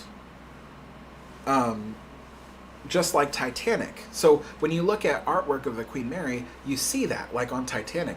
But when you look at photographs of the Queen Mary, I have never found a single photograph that actually showed there being antenna strung between the two masts. Sure, there's antenna that's strung from the foremast maybe to the forward funnel of Queen Mary, but there's no photographs that show antenna strung between the two masts. And my theory was that either one of two things happened. Either in Queen Mary's time, they did not use long wavelength telegraph or radio waves, or maybe they did, but it didn't require such a long antenna anymore. So if you could kind of like help explain it, that would really help us out. And yes, Steve, I got the masts right this time. That's because I remembered what you were saying. Actually, I almost forgot what the main mast was called, because I remembered the foremast, but then I forgot, I'm like, what is the other mast called? So I almost forgot it, but yeah.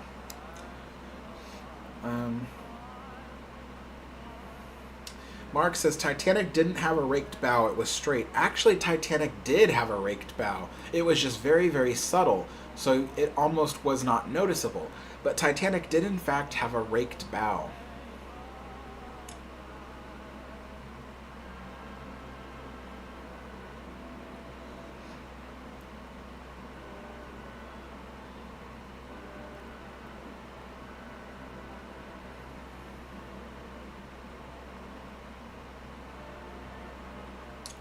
Geshmake, yeah, I wish they would drop the haunted stuff too on the Queen Mary. It's just it is very frustrating. It doesn't help the ship in the long run. It only helps in the short term.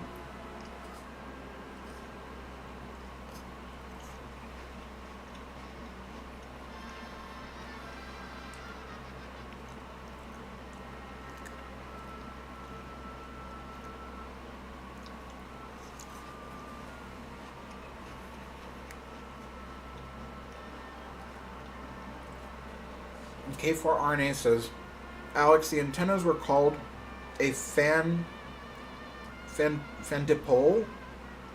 Each length of the antenna was slightly different. However, it had a large magnetic loop antenna with very high voltage. You are right, in later years, after the 50 to 60, no need for long wave as there were many stations. Steve asks, so the magnetic field of the ship affects the radio reception?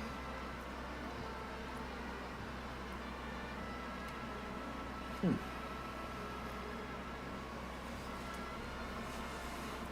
Final sandwich piece, sandwich finger.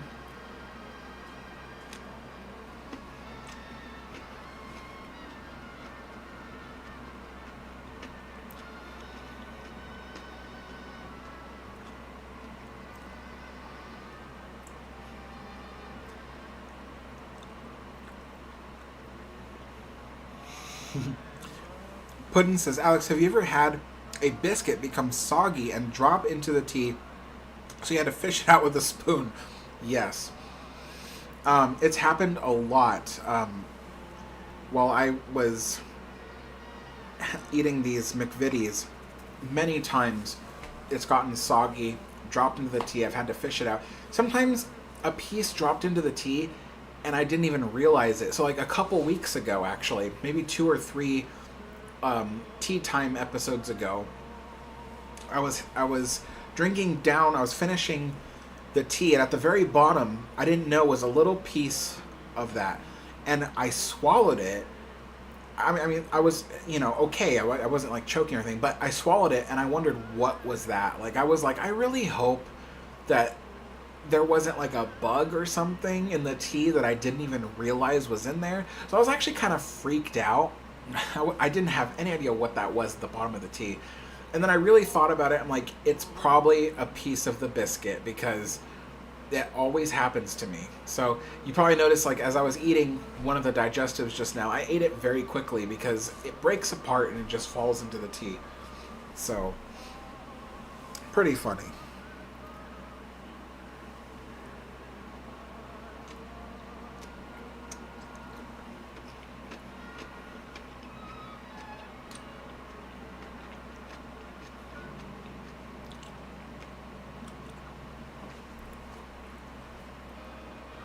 King of Battleships says, did they fix the leaking of water into the main hall from the ceiling?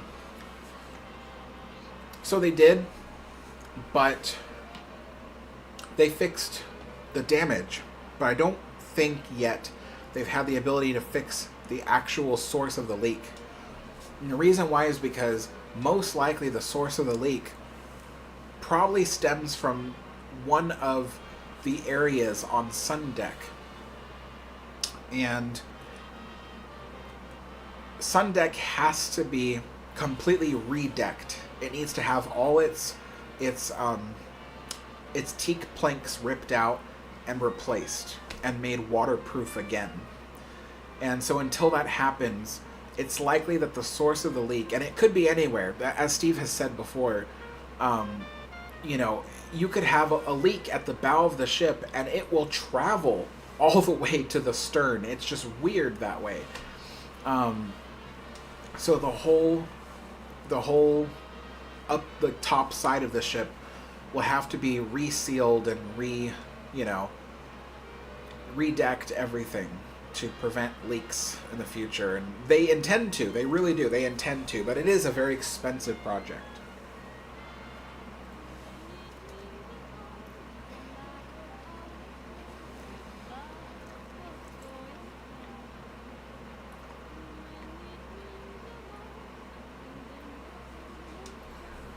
Seaside of Bulgaria says, which ocean liner do you think had the most incredible career? So you have to understand that I'm not nearly as knowledgeable as all of you guys about ocean liners. I'm actually not. If I had any kind of expertise whatsoever, it would probably be in the Queen Mary. And because of that, I would have to say the Queen Mary would be the one that I think had the most incredible career, because even though Olympic had quite a long and storied career and Aquitania had a long and storied career, especially being in 2 different world wars, as from everything that I know, I would say Queen Mary had the most extraordinary career at sea. But at the same time, I don't know as much about ocean liners as the rest of you guys might.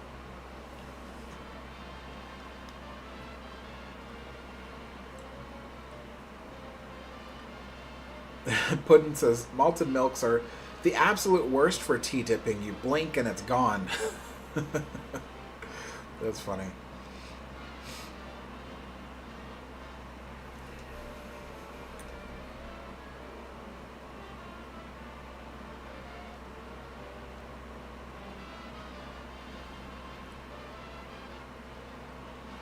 Chris says, hey Alex, fun fact, my friend Ron, who was a Navy SEAL, his ship, the USS Truxtun, using its radar, they fired a Soviet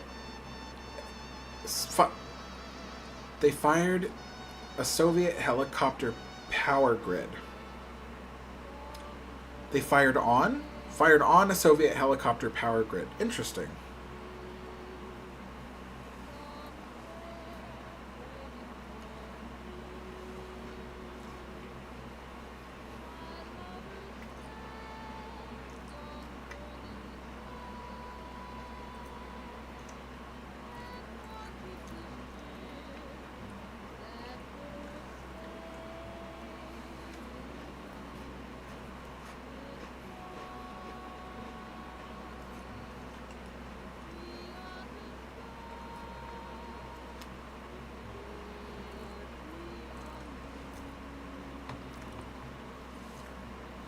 Puddin says, Alex, have you ever played Titanic Honor and Glory? It's a virtual reconstruction of the Titanic. Yes, actually every month I live stream it on my channel. So back when they released the most recent demo version, which was earlier this year, I was one of the people that they gave me early access to, so that way I could kind of show it off on the channel and talk about it. So yeah, every month I live stream Titanic Honor and Glory.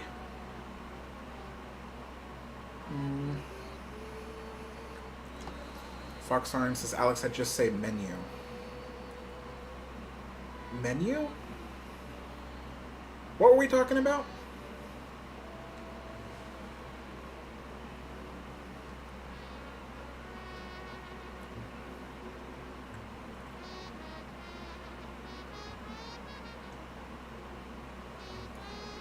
King of Battleships says, does Cunard still do the practice of keeping the names of their ships secret as what they did with referring to Queen Mary as Hull 534? Yeah, as far as I know, almost every company does. They release the name at some point in time, but you know, some ships, they're named before they're christened. But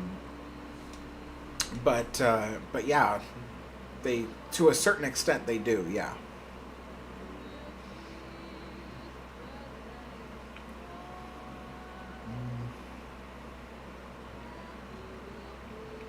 Shane Martin says, are you closer to knowing when you go on your big trip on Queen Mary 2 to UK?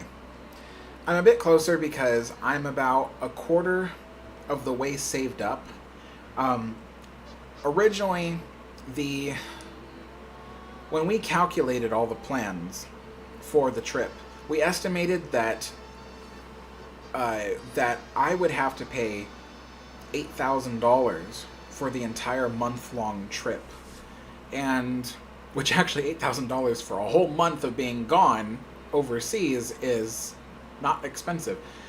But that was during the tail end of the pandemic, when things were still pretty cheap and not as many people were traveling.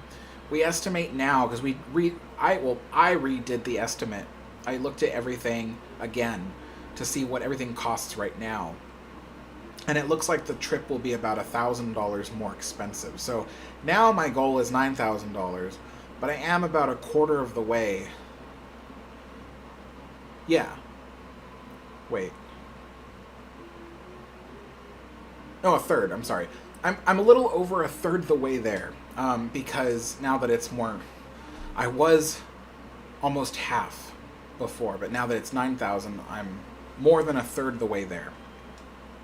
So, yeah, I'm hoping that I can keep maintaining this like trajectory on my channel, because the channel is what's paying for all of it.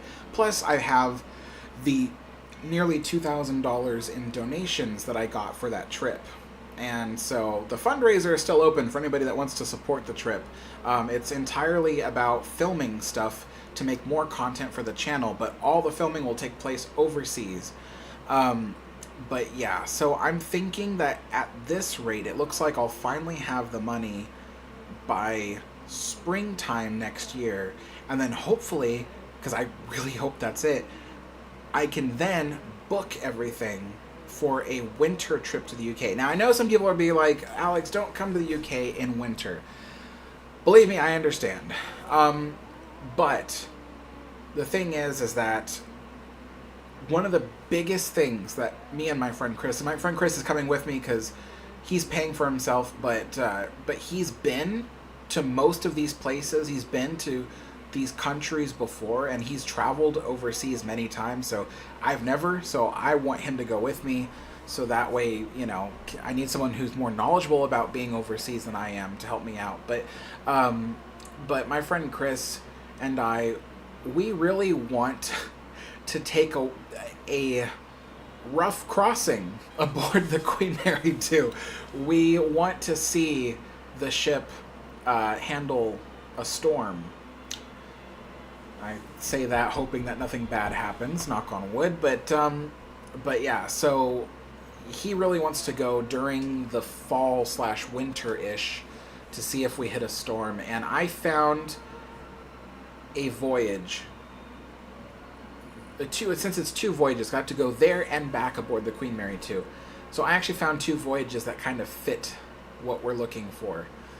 And I'm like, in my head, and it's going to be late 2024, but in my head I'm like, I hope I'm able to meet that goal, because I've been wanting to do this for so long, and it seemed like such a difficult goal to reach, because it is very expensive, and I do not earn that much money. I mean, I barely earn enough money to support myself and all that, but at the same time, the last time I've even been on any kind of semblance of a vacation was 2013. That's the last time. No, 2012, I'm sorry. 2012 was the last time. So it's been 11 years since I've been able to step away from work and have some time to enjoy myself. So I am looking forward to this. I'm looking forward to filming all these places. And again, I know some people said, Alex, you know, I've seen your schedule. It looks very, very busy. And when you go to the UK, you should relax. And I totally understand that. But this may be the only time I ever get to see the UK.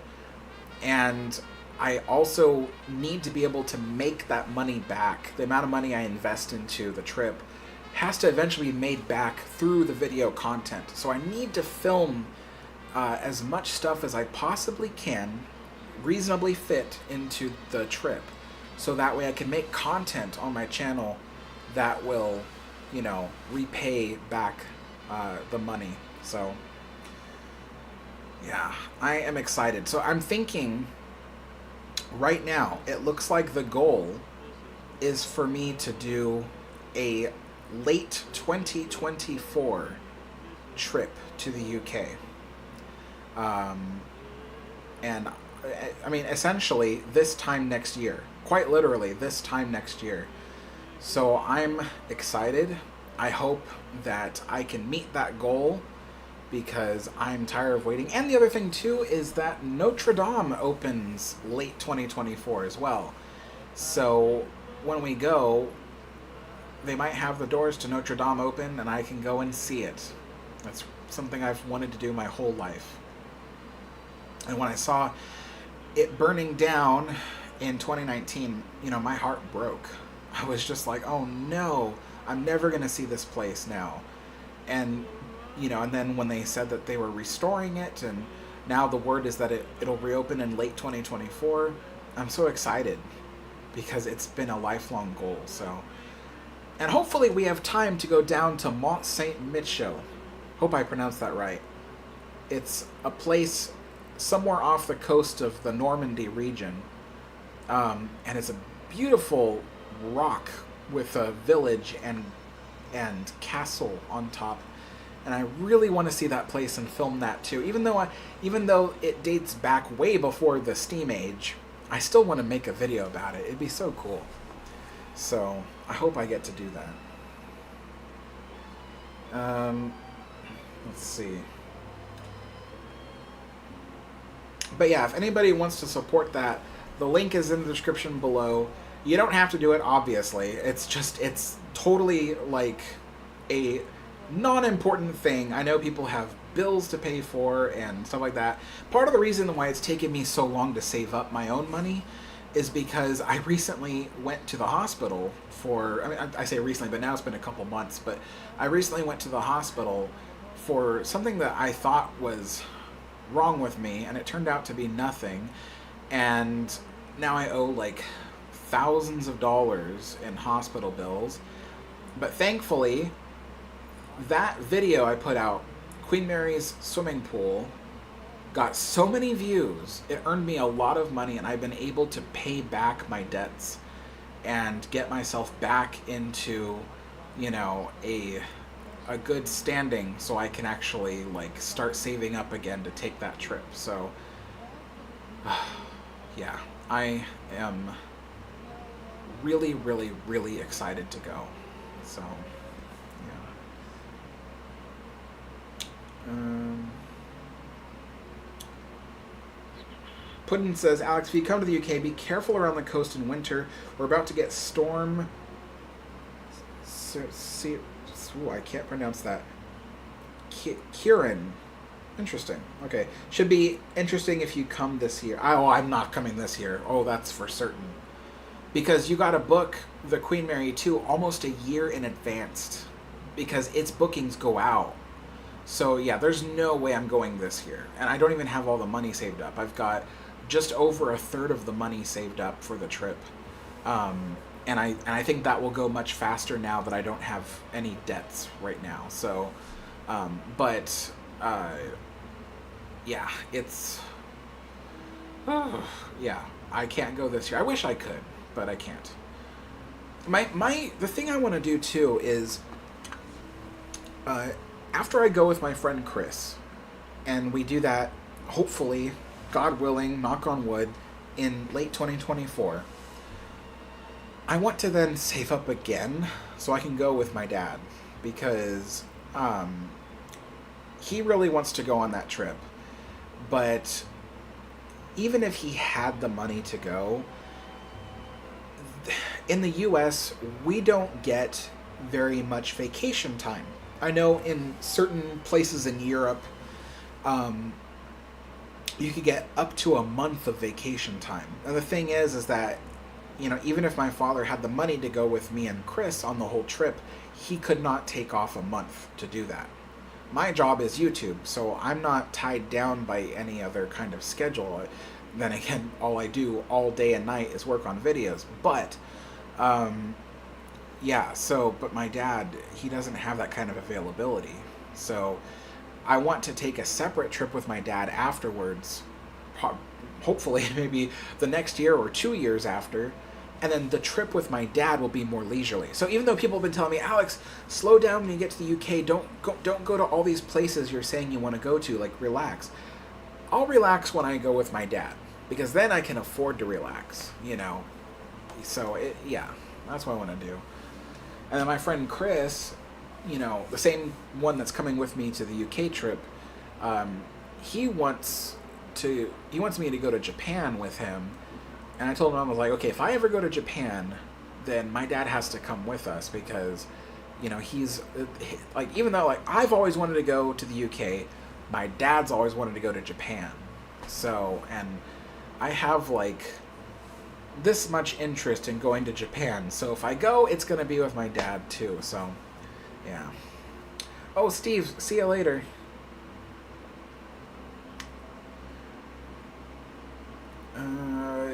History Adventure with Candace. Thank you so much, Candace. See you later, Candace. Puddin says, if you need to go to hospital here. Oh, I know, right? You know, I told my dad, I said, one day, I will find a way to move permanently to the UK. Because I really want to. It's where I want to be the most. I like being an American. I don't. I don't think it will surprise anybody here who is American when I say that the way things are going in this country recently, it doesn't quite jive with my mellow. So I want to go somewhere else. And I know some people will be like, oh, but Alex, there's issues happening in every country right now. Okay, I get that. But at the same time, too, I am very much an Anglophile. I do love the UK. And if I go on this trip next year and I end up going there and I end up falling in love with it all over again, then I'll definitely want to go. I might want to live in Scotland. We'll see. But also, what makes it difficult, too, is that I don't think the UK government considers YouTube as a job the way that the US government does, so it might not work out anyway, but we'll see. We'll see.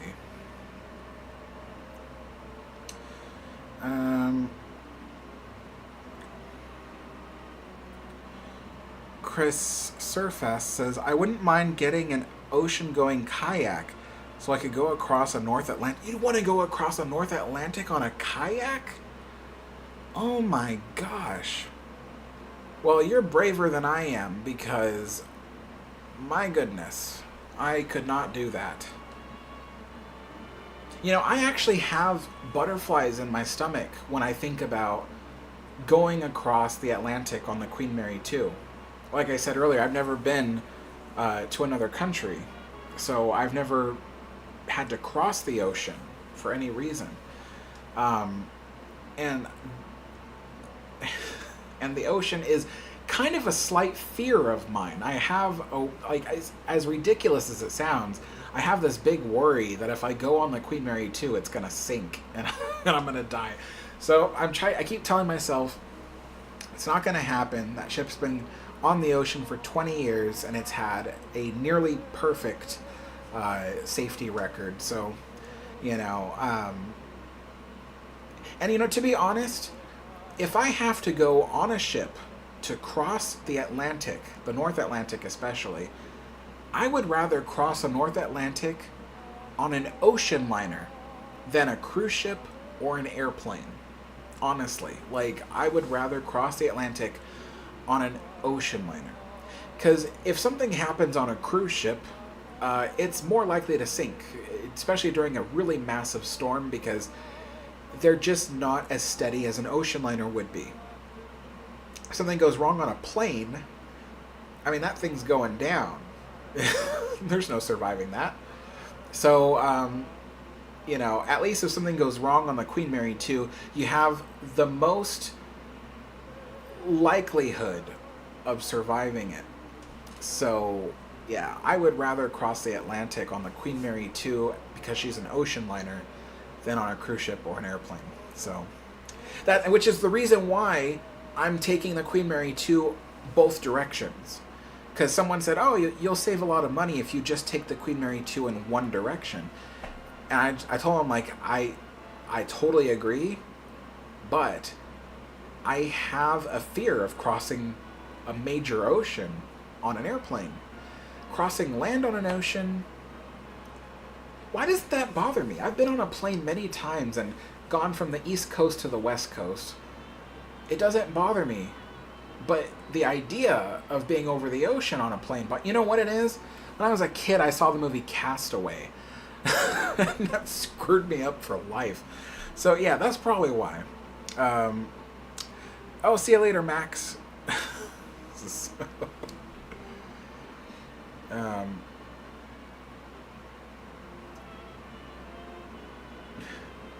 Let's see.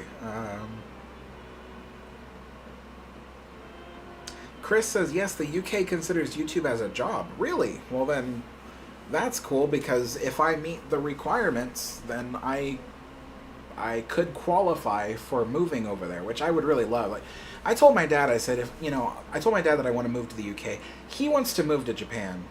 I told him, I said, you know, like, because you know, our family doesn't want to split up, but my sister and her husband, they've talked about moving to Ireland, possibly Northern Ireland, or maybe even to the Republic of Ireland, to Dublin. I don't know that I want to live in Ireland. I want to live in Scotland. That's kind of like where I want to go. Maybe even England if I can find a place, you know, a bit more rural. I don't want to live in London, because even though I do like visiting big cities, I don't quite like living in big cities. So, but I told my dad, I said I want to live in the UK, and he's like, that's cool, but he's like, I want to live in Japan. So I don't know. But yeah, you know, if my family does end up going in all different directions, that'll be really sad because I won't be able to see them as often. But at the same time, I'm just like, I don't know. I have this fear, I think, that that when my time comes and it's time for me to say goodbye to this world, that I wouldn't have been able to live in the way that I've wanted to live, you know? Like, I don't know if that makes any sense to you guys, you know? Like, I've always wondered, what's it like to grow up in the UK? What's it like to grow up in Italy or Germany? You know, like, what's it like to live those other lives? To be in a place so different from the United States? And so I want to at least try to live in another country. And, you know, one that comfortably speaks English so I can communicate with people easily. But, you know, so yeah, I think that's what it is that I don't want to leave this world without at least experiencing a life in another country, you know, so I think that's what it is. Let's see.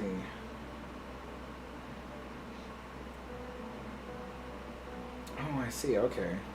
Yeah, that'd be cool if I could live there and still do YouTube as my main thing. K4RNA, thank you so much for the donation. Alex, thanks for the stream tonight. I know it takes a lot. It does, but I also really enjoy it. I get to talk to everybody. Puddin says, if you want to live in England, choose the seaside, Whitby, I don't know how to pronounce that, Filey, Scarborough. Is it Scarborough or Scarborough? Like Edinburgh. I don't know how to pronounce that. Basically, anywhere in Yorkshire. You know, I've heard Yorkshire's a good place. Yeah, I've heard that Yorkshire's a good place.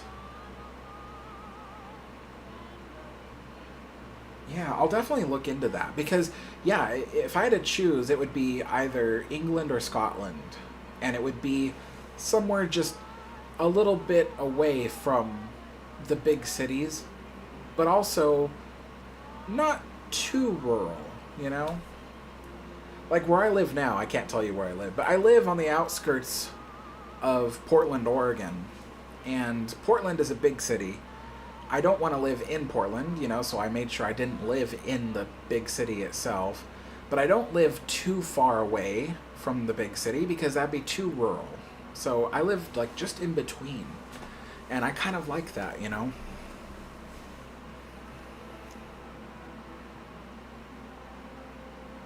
Puddin says you pronounced them right the first time. Oh, really? So, Whitby, Filey, Scarborough, or Scarborough. I still don't remember which one I pronounced first on that one. I think it's Scarborough, because it's spelled differently than Edinburgh. Or is it? I gotta learn stuff.